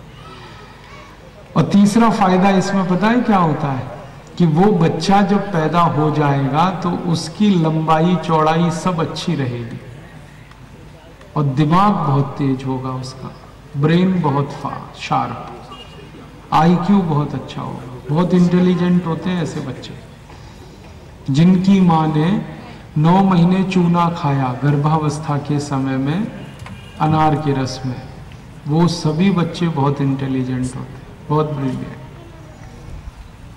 तो ये सब माताओं को याद रखना, जब भी घर में कोई गर्भवती माँ हो ये तुरंत शुरू कर देना। सब माताओं को ये बताना आप, क्योंकि भारत में इसकी बहुत ज़रूरत है। 40 करोड़ माताओं को खून की कमी है, मैंने आपसे कहा था। हर माँ को ये जानना जरूरी है कि उसके खून की कमी कैसे दूर हो। तो सबसे आसान है चूना और अनार का रस। और कोई गरीब माँ है जो अनार का रस नहीं पी सकती, क्योंकि अनार काफ़ी महंगा है, मैंने सुना है, तो गरीब माँ को ये कहना कि गन्ने के रस में चूना पी ले। और अगर वो भी नहीं पी सकती तो गुड़ का पानी बना के उसमें चूना मिला के पी ले। ये जो गुड़ है ना, इसमें बहुत आयरन है और चूने में बहुत कैल्शियम। तो पानी में गुड़ घोले, चूना मिलाए, पी ले। तो गरीब से गरीब माँ को भी स्वस्थ बच्चे के लिए ये तरीका बहुत अच्छा है। और ये जो चूना है ना, ये वही चूना है जो पान में खाते हैं, वो चूना है ये। और ये चूना कई काम में आता है। हमारे घर में अगर ऐसे बच्चे हैं ना जिनकी लंबाई नहीं बढ़ती, उनको चूना खिला दो, सबकी लंबाई बढ़ा देता है। बहनों की, भाइयों की, सबकी लंबाई 18-20 साल की उम्र तक सबकी लंबाई बढ़ा देता है चूना। कितना खाएंगे? गेहूं के दाने के बराबर। दही में डाल के खा सकते हैं, दाल में डाल के खा सकते हैं, पानी में डाल के पी सकते हैं, नहीं तो चूना पान में लगा के खा सकते हैं। और ये चूना जॉन्डिस की भी बहुत अच्छी दवा है। जॉन्डिस, जॉन्डिस माने पीलिया। पीलिया के मरीज को गन्ने के रस में चूना मिला के पिला दो, बहुत जल्दी ठीक होता है। ये चूना नपुंसकता की बहुत अच्छी दवा है। अगर किसी पुरुष के वीर्य में शुक्राणुओं की संख्या बहुत कम है, उसको चूना खिला दो, दही में, गन्ने के रस में या दाल में। 1 साल भर देना, अच्छी हो जाएगी, ये बीमारी ठीक हो जाएगी। हैं जी? किसके लिए? मिर्गी, ओ है एपिलिप्सी। मिर्गी के लिए 2 दवाएं हैं। एक तो नाक में गाय का घी डाल के सोना रात को, गाय का घी 1-1 बूंद हल्का गर्म करके दोनों नाक में डाल के सोने की आदत डालो जिनको मिर्गी के दौरे आते हैं। और सुबह उनको चूना खिलाओ दही में, गेहूं के दाने के बराबर चूना, आधा कप दही में। लगातार साल भर देंगे तो मिर्गी के दौरे बंद हो जाएंगे। मेरे पास और एक प्रश्न आया है, ओवेरियन सिस्ट, माताओं को ओवरी में गांठ हो जाती है, इसके लिए क्या करें? एक तो प्राणायाम करना है, भस्त्रिका 5 मिनट, कपालभाति आधा घंटे, अनुलोम विलोम आधा घंटे। और दूसरी जो दवा है इसके लिए बहुत अच्छी दवा है, गाय के मूत्र में सर्पगंधा मिला के ले लो। सर्पगंधा एक आयुर्वेद की दवा है, किसी भी दुकान में मिल जाएगी। और ये सर्पगंधा के पत्ते होते हैं, सूखे हुए बेचते हैं दुकान वाले। 2 पत्ते ले लो, पीस लो और आधा कप गोमूत्र में मिला के गर्म करके वो पिला दो, तो ओवरी का सिस्ट इससे खत्म हो जाता है और यूट्रस गर्भाशय का भी गांठ इससे गल जाती है। पोलियो की दवा नहीं है भाई, घर में नहीं है। प्राणायाम कर सकते हैं। पोलियो जो है ना, ये ऐसी खतरनाक बीमारी है, जब हो उसी समय इलाज होता है, होने के बाद नहीं होता। इसकी दवा दुनिया में कहीं नहीं है। प्राणायाम करो, थोड़ी मदद मिलेगी, ठीक नहीं होता। प्रोस्टेट की तो बहुत अच्छी दवा है। प्रोस्टेट के लिए अगर आप अपने घर में ढूंढेंगे तो कई दवाएं हैं। वैसे मैं आपको एक सबसे अच्छी दवा बताता हूँ प्रोस्टेट के लिए, वो होम्योपैथी की दुकान से ले लो आप। उसका नाम है सैबाल सेरुलटा। सैबाल सेरुलटा, SEBAL सैबाल, और सेरुलटा SERULATA सेरुलटा। सैबाल सेरुलटा ये दवा होम्योपैथी की दुकान में मिलेगी और वो पूछेगा आपसे कि किस पोटेंसी में दे। लकवा का मैंने बताया, रात में गाय का घी नाक में डाल के सोना, हल्का गर्म करके गाय का घी नाक में डाल के सोना। और किसकी पूछो है जी? लकवा की है जी? पथरी का बता दीजिए। पथरी की दवा लिख लो। एक तो पथरी होती है पित्त की थैली में, गॉल ब्लैडर स्टोन, और एक पथरी होती है मूत्रपिंड में, और एक हो जाती है कई बार गुर्दे में।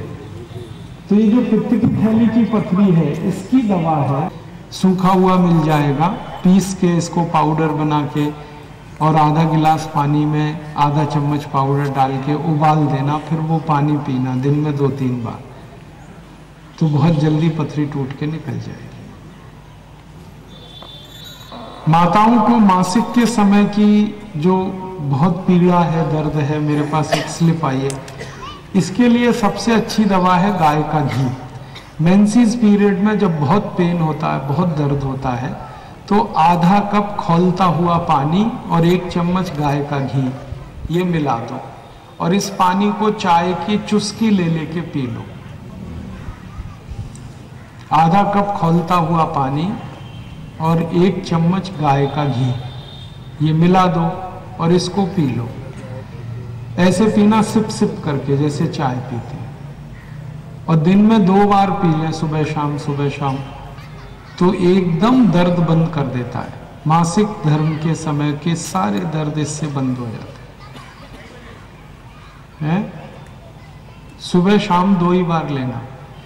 और एक दवा बताता हूँ, मासिक धर्म के दर्द में भी काम आती है और मासिक धर्म को ठीक रखे। जैसे मासिक धर्म कभी समय से हुआ, कभी नहीं हुआ, कभी ज़्यादा खून हुआ, कभी कम हुआ, ऐसी सब परिस्थिति में एक बहुत अच्छी दवा है अशोक के पत्ते। अशोक का पेड़ तो सब जगह होता है, यहाँ नहीं दिख रहा है। अशोक का पेड़ तो आप सब पहचानते हैं। उसके 4-5 पत्ते तोड़ना, पत्थर में पीस के चटनी बनाना, फिर उसको खूब पानी में गर्म कर देना, फिर उस पानी को ठंडा करके पीना, दिन में बस एक बार, सुबह खाली पेट।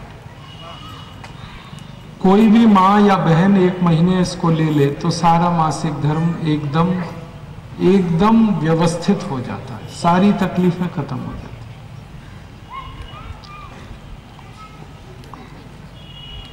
और माताओं को और एक बात बता दूं कि जब मासिक धर्म बंद होता है, उम्र हमारी 45-50 साल होती है, उस समय की सबसे अच्छी दवा है चूना। गेहूं के दाने के बराबर चूना दही में डाल के हर माँ खाए जिसकी उम्र 50 साल हो गई है।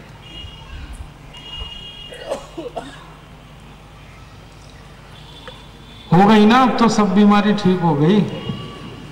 अब आप ऐसा करना कि इसके बाद भी आपको जानने की इच्छा हो, क्योंकि ये अनंत ज्ञान का विषय है। ये तो ऐसे ही चलता रहे और मैं सुनाता रहूं, आप सुनते रहो, क्योंकि अभी 2 घंटे तो हो गया और 2-4 घंटे चलेगा, क्योंकि दवाओं की तो कुछ कमी नहीं। आयुर्वेद में तो हजारों दवाएं।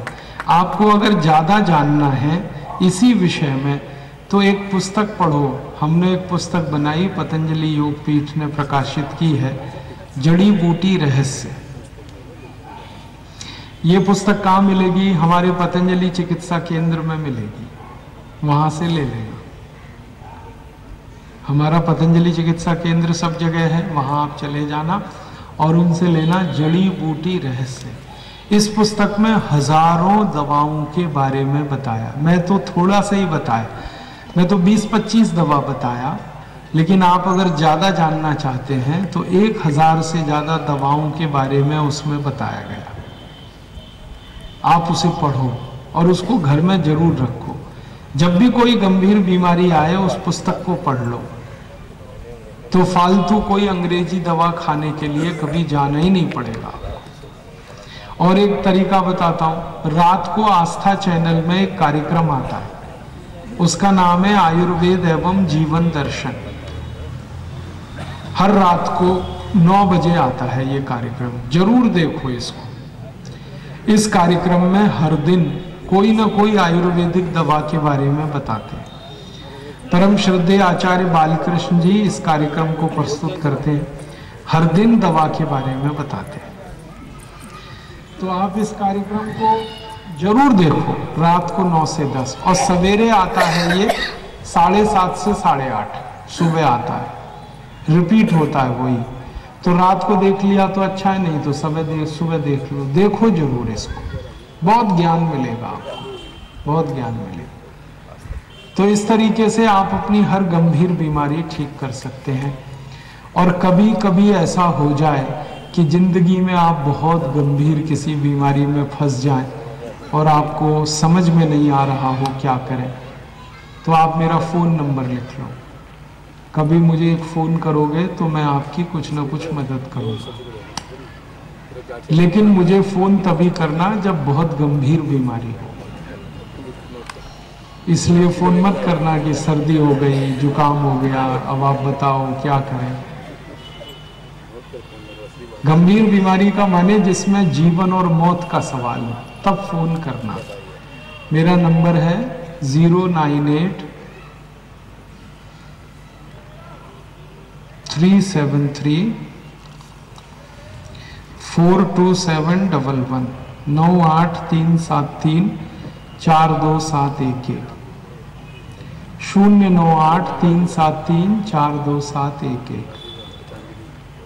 और जब फोन मेरा ना लगे तो SMS करके छोड़ देना, क्योंकि कई बार मेरा फोन बंद रहता है। जैसे इस समय मेरा फोन बंद है। मैं अभी 18 दिन उड़ीसा में घूम के आया। उड़ीसा में 50,000 एकड़ जमीन एक कंपनी पॉस्को को बेची गई, 78,000 एकड़ और एक दूसरी कंपनी स्टरलाइट को बेची गई। ये दोनों विदेशी कंपनी। और जो जमीन बेची गई है उसमें बेशकीमती लोहे का पत्थर है। लोहे का पत्थर माने आयरन ओर, भरपूर भंडार भरा पड़ा है आयरन ओर का।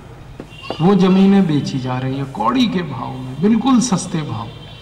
अभी उड़ीसा के हाई कोर्ट में ये मुकदमे का फैसला आया और उड़ीसा के हाई कोर्ट ने कहा ये सब जमीन बेचना गैर कानूनी और अवैध है। किसी मुख्यमंत्री को यह अधिकार नहीं है कि अपनी जमीन वो ऐसे बेच सके, संविधान में ऐसी अनुमति नहीं है, लेकिन हर राज्य में यही चल रहा है। छत्तीसगढ़ में चल रहा है, उड़ीसा में चल रहा है, आंध्र प्रदेश में चल रहा है, महाराष्ट्र में चल रहा है। हजारों एकड़, लाखों एकड़ जमीनें बेची जा। इसमें हो क्या रहा है कि सस्ती जमीनें कंपनियों को मिल रही हैं और कंपनी नेताओं को पैसे दे रहे, रिश्वत के, घूस के, और उनके विदेशी बैंकों के खातों में जमा हो रहे। ये 20 साल से चल रहा सबसे बड़ा घोटाला, और ऐसे घोटाले भारत में होते रहे हैं पिछले 64 साल। आजादी के बाद, आजादी मिली थी ना तो तुरंत भारत में एक घोटाला हुआ था, आजादी मिलने के 2 साल में ही हो गया था। उसका नाम था जीप स्कैंडल। हुआ ये था कि भारत के रक्षा मंत्री थे उस समय वी.के. कृष्ण मेनन। उन्होंने जीप खरीदी आर्मी, सेना के लिए, और जीप नहीं आई, पैसे चले गए सारे। जीप आई नहीं, पैसे दे दिए, और वो कंपनी भाग गई पैसे लेके, जीप एक भी नहीं दी उन्होंने। फिर रक्षा मंत्री को लोकसभा में पूछा गया, भाई जीप कहाँ गई? तो उन्होंने कहा वो अभी तक आई नहीं। तो कंपनी को पकड़ो। तो उन्होंने कहा कंपनी कहाँ गई पता नहीं मुझे।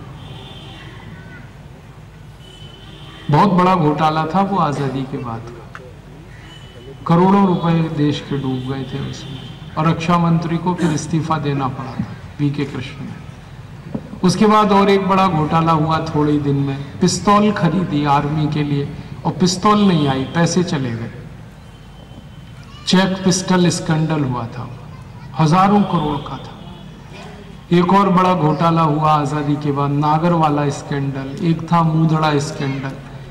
ऐसे भारत में पिछले 64 सालों में जितने घोटाले हुए हैं, इसका हमने थोड़ा अध्ययन किया तो पता चला कि अब तक इन घोटालों में देश का 340 लाख करोड़ रुपए का चूना लग गया। 340 लाख करोड़। जीप स्कैंडल से शुरू होके और ये ए राजा घोटाले तक कुल मिलाकर 340 लाख करोड़ रुपए देश का डूब गया। आप बोलोगे फिर ये कहाँ गया? ये सब पैसा नेता और अधिकारियों की जेबों में चला गया, और नेता और अधिकारियों ने इसको विदेशी बैंकों में जमा कर दिया। दुनिया में एक छोटा सा देश है, उसका नाम है स्विट्जरलैंड। ये सबसे अमीर देश है पूरी दुनिया में।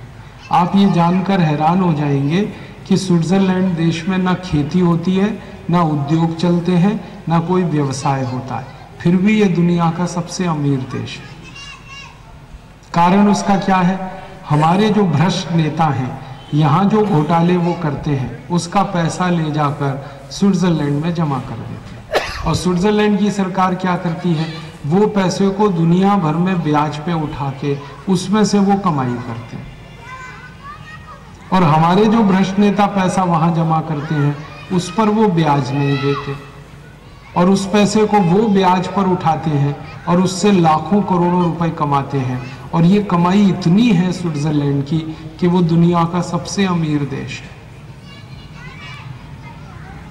और भारत जहां से ये घोटाले हो रहे हैं और जहां का पैसा स्विट्जरलैंड में जमा हो रहा है, वो दुनिया का सबसे गरीब देश है। हम गरीबी से परेशान और स्विट्जरलैंड अमीरी से परेशान। हमारी गरीबी का स्विट्जरलैंड की अमीरी से डायरेक्ट रिश्ता है। हम गरीब इसलिए हैं कि स्विट्जरलैंड हमारे पैसे से अमीर है। अगर वो पैसा हमारे यहाँ घोटालों से बाहर नहीं जाता, स्विट्जरलैंड जमा नहीं होता, तो हम उसी पैसे से दुनिया के सबसे अमीर देश होते। तो ये भ्रष्टाचार और घोटाले ने देश में गरीबी पैदा की है, और इसी के कारण बेरोजगारी पैदा हो। अब आपके मन में प्रश्न आएगा कि क्या कर सकते हैं? हमने एक संकल्प लिया है कि इसके लिए कोई बड़ा आंदोलन करना है, और भारत स्वाभिमान का हमने इसीलिए गठन किया है। आंदोलन क्या करना है? भारत सरकार पर दबाव डालकर इस घोटाले के सारे पैसे जो विदेशों में चले गए उन्हें वापस लाना है। आप बोलेंगे क्या ये संभव है? हाँ, ये संभव है। इसके लिए रास्ता क्या है? इसके लिए 3 रास्ते हैं।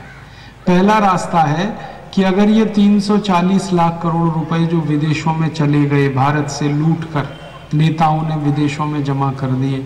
इस धन को अगर भारत के सुप्रीम कोर्ट में चुनौती देकर राष्ट्र की संपत्ति घोषित करा लिया जाए तो ये सारा पैसा वापस आ सकता है।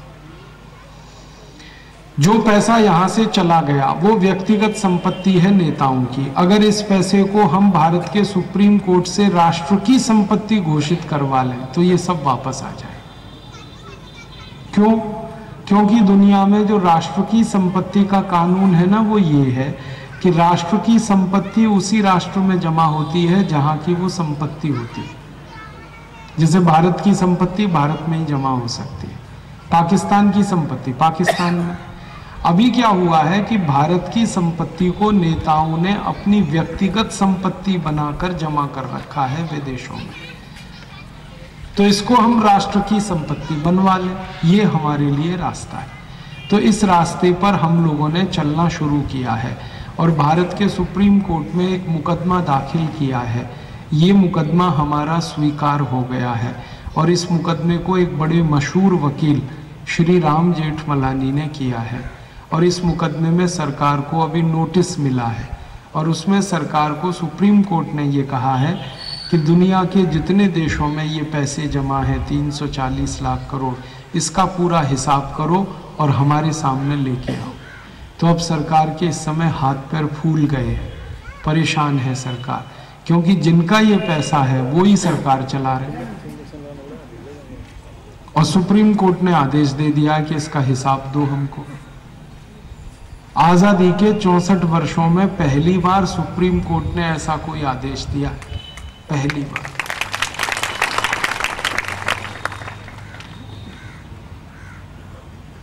अच्छा है, जो न्यायाधीश ये कर रहे हैं ना, उनके लिए हम ईश्वर से प्रार्थना करते हैं हर रोज कि वो सलामत रहें, सुरक्षित रहें तब तक जब तक कि इसका फैसला ना आए। वरना बेईमान और हरामी नेता इतने खतरनाक हैं, किसी को भी मरवा दे। हाँ, इनको क्या लगता है, जो लाखों करोड़ों लूटते हैं वो किसी को भी मरवा लेते हैं। ये मुकदमा चल रहा है। अच्छी बात है कि सुनवाई हो रही है और न्यायाधीश बहुत कड़क है।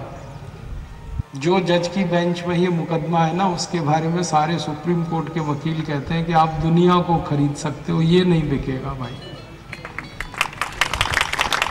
ऐसे बहुत ईमानदार जज हैं सुप्रीम कोर्ट में, वरना तो ये सरकार तो लूट के खा जाती देश को अगर ऐसे जजेस नहीं होते तो उनके कारण उम्मीद है कि इसमें फैसला आ जाएगा। और 1 साल का समय दिया है सुप्रीम कोर्ट ने सरकार को। तो 2011 का जब अंतिम समय आएगा, दिसंबर 2011, तब तक इसका फैसला आना चाहिए। और फैसला यही कि सुप्रीम कोर्ट इस पैसे को राष्ट्रीय संपत्ति घोषित करे। मान लो अगर सुप्रीम कोर्ट ना कर पाए तो कई बार ऐसा होता है कि सुप्रीम कोर्ट के जो ईमानदार जजेस हैं ना, उनको ये बेईमान नेता ट्रांसफर करवा देते हैं। ये बेईमान नेताओं के हाथ में है ना जजों का ट्रांसफर, करवा देते हैं।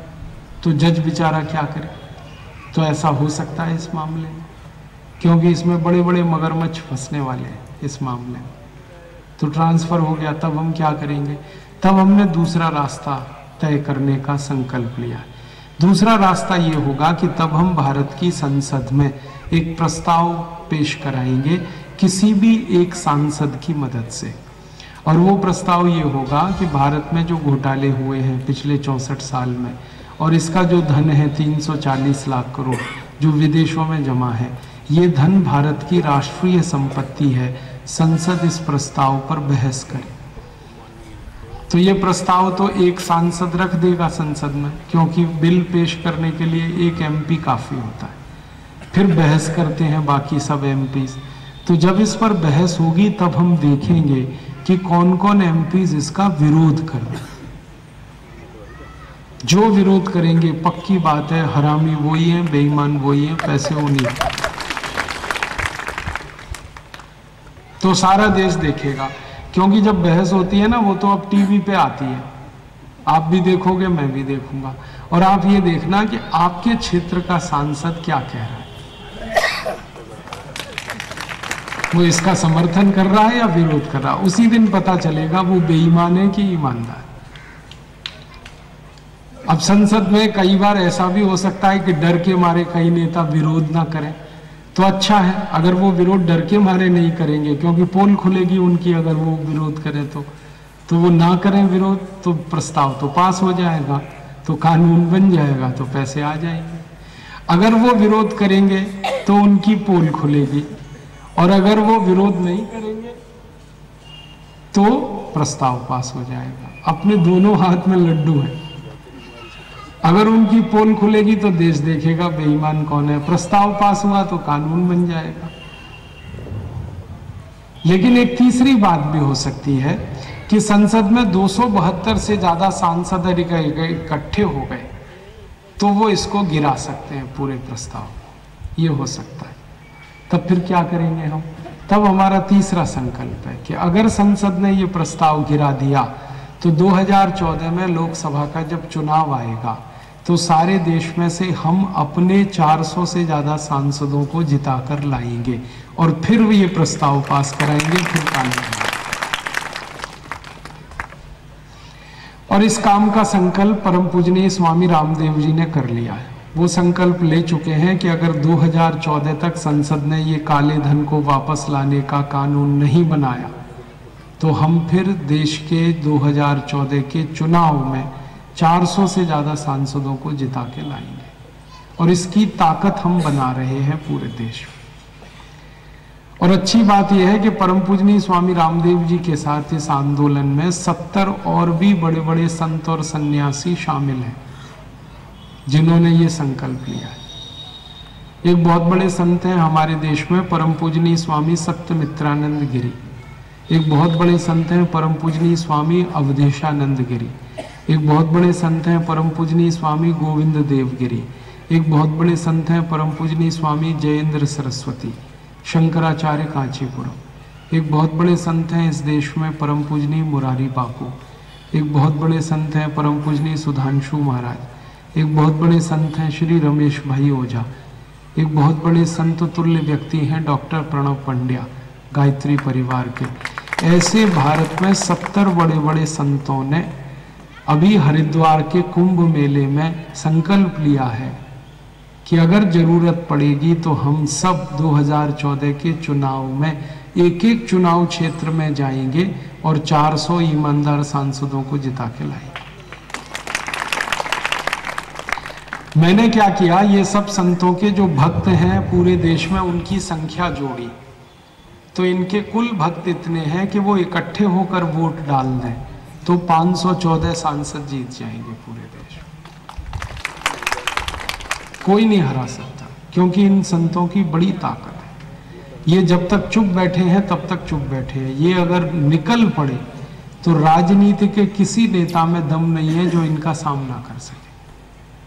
बड़े बड़े राजनेताओं के यहाँ हमने देखा है 200-200 रुपए दे के लोगों को बुलाया जाता है भाषण सुनने के लिए, और 10-20 मिनट में वो झाड़ के चल देते हैं।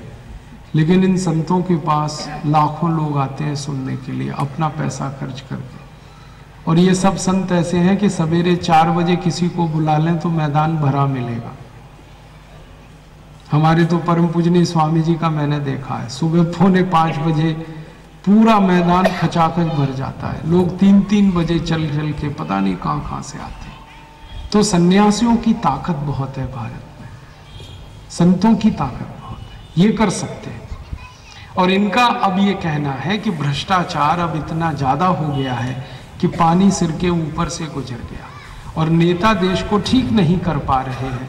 तो ये सब संतों ने कहा है कि अब हम ही करें ठीक इस देश को, इसलिए ये बात अब चल पड़ी है। और हमें उम्मीद है कि 2014 में ये सारे संत निकल पड़े देश में तो आराम से आ जाएंगे 514 साल से, और वो बनाएंगे फिर कानून, और 1 मिनट में कानून बनेगा और पैसे आ जाएंगे 340 लाख करोड़।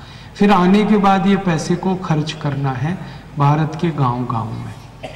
इसकी हमारी योजना है कि हर गांव में 100 उद्योग लगाएं, एक एक गांव में 100-100 उद्योग। जैसे भारत के जितने गांव में कपास पैदा होती है, 4 लाख गांव हैं भारत में जहां कपास होती है, वहां हम चरखा चलाएं, सूत बनाएं और उससे खादी का कपड़ा बने। मैं जैसे खादी पहनता हूं ऐसे करोड़ों लोग खादी पहनते हैं।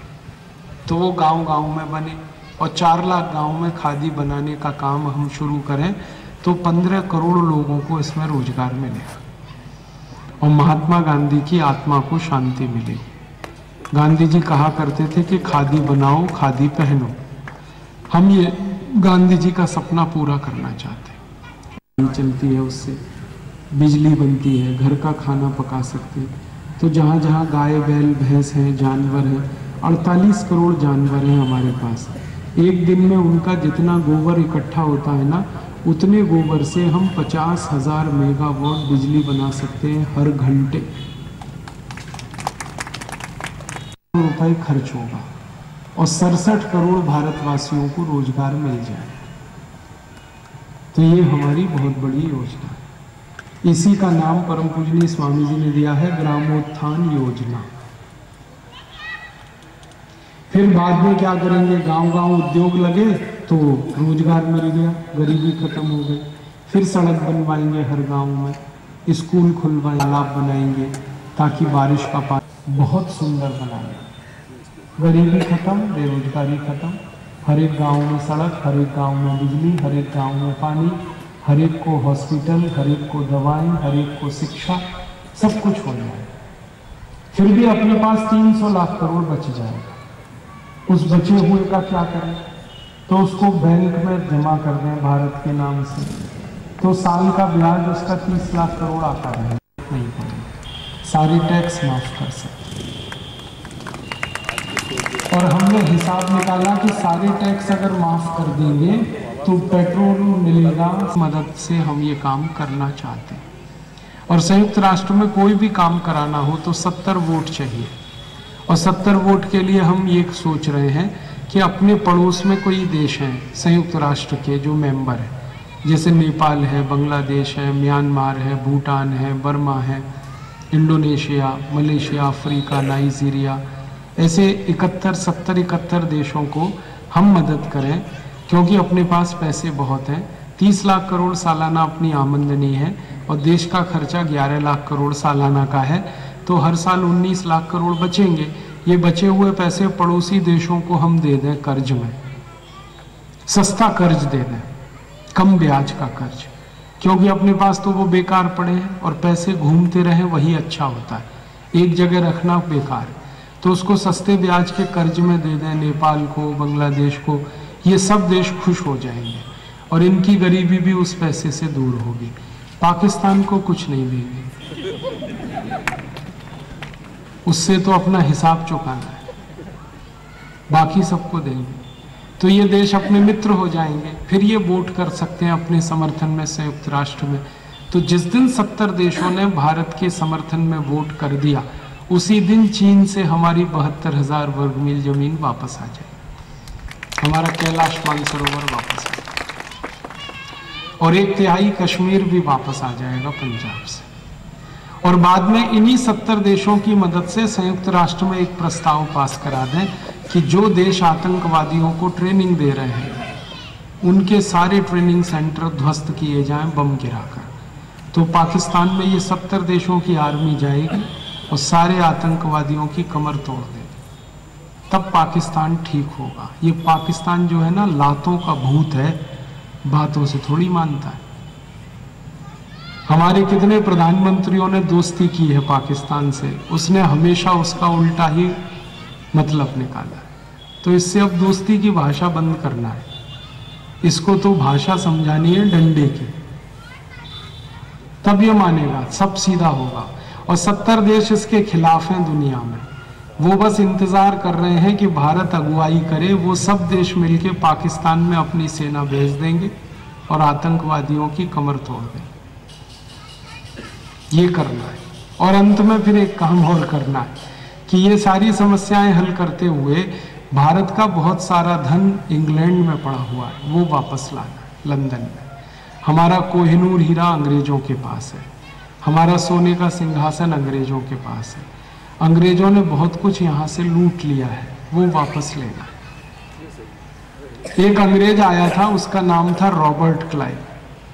वो 1757 से 1763 के बीच में पानी के 900 जहाज भरकर सोना लूट ले गया यहाँ से। Robert Clive. उतना ही सोना हम वापस ले आए तो वो 450 लाख करोड़ का है।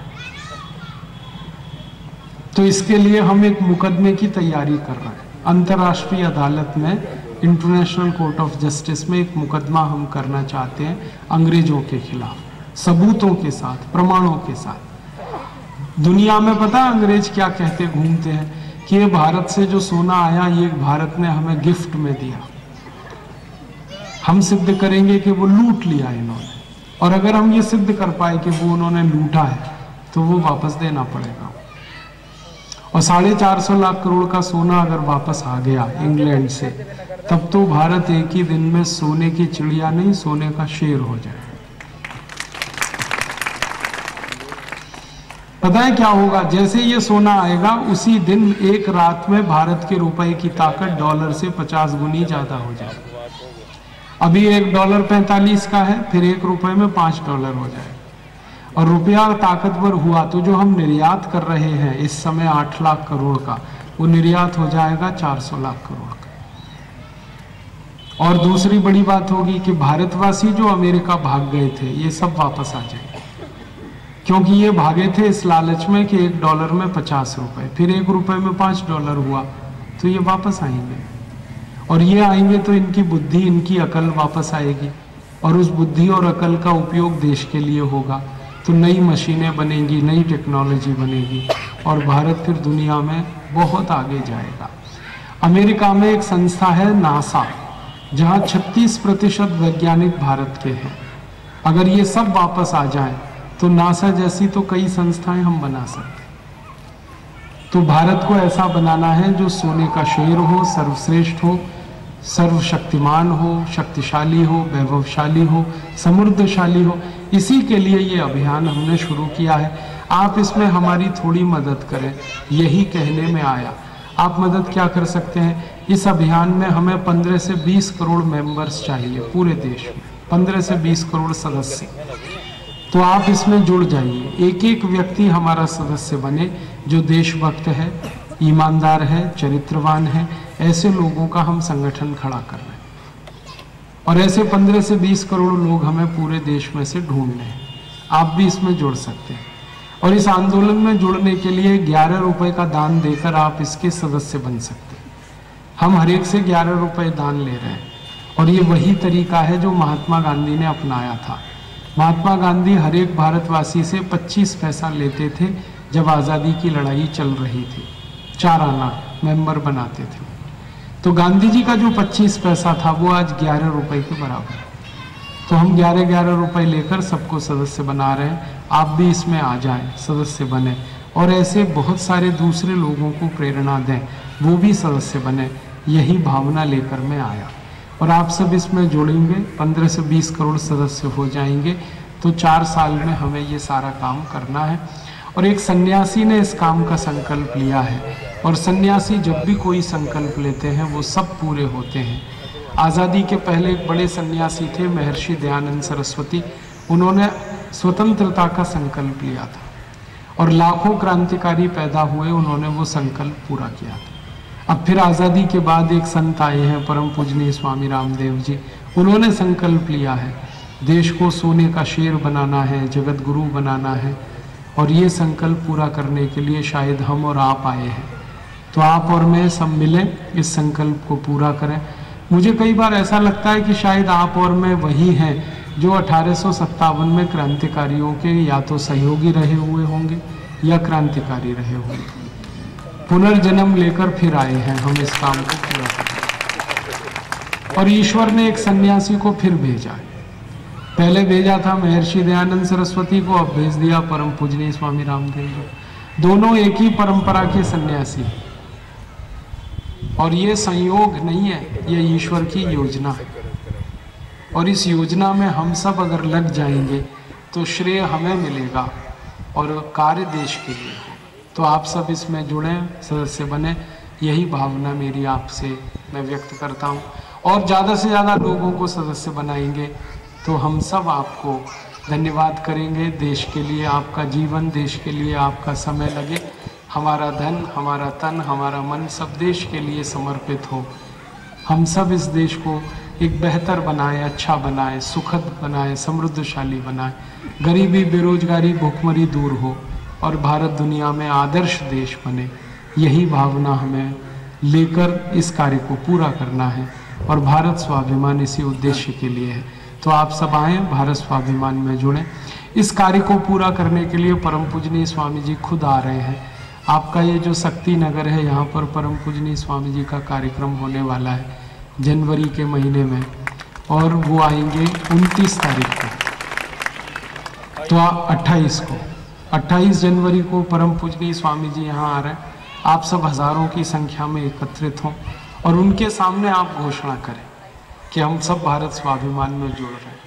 तो आपको भी आनंद होगा और सन्यासी परम पूजनीय स्वामी रामदेव जी भी खुश होंगे।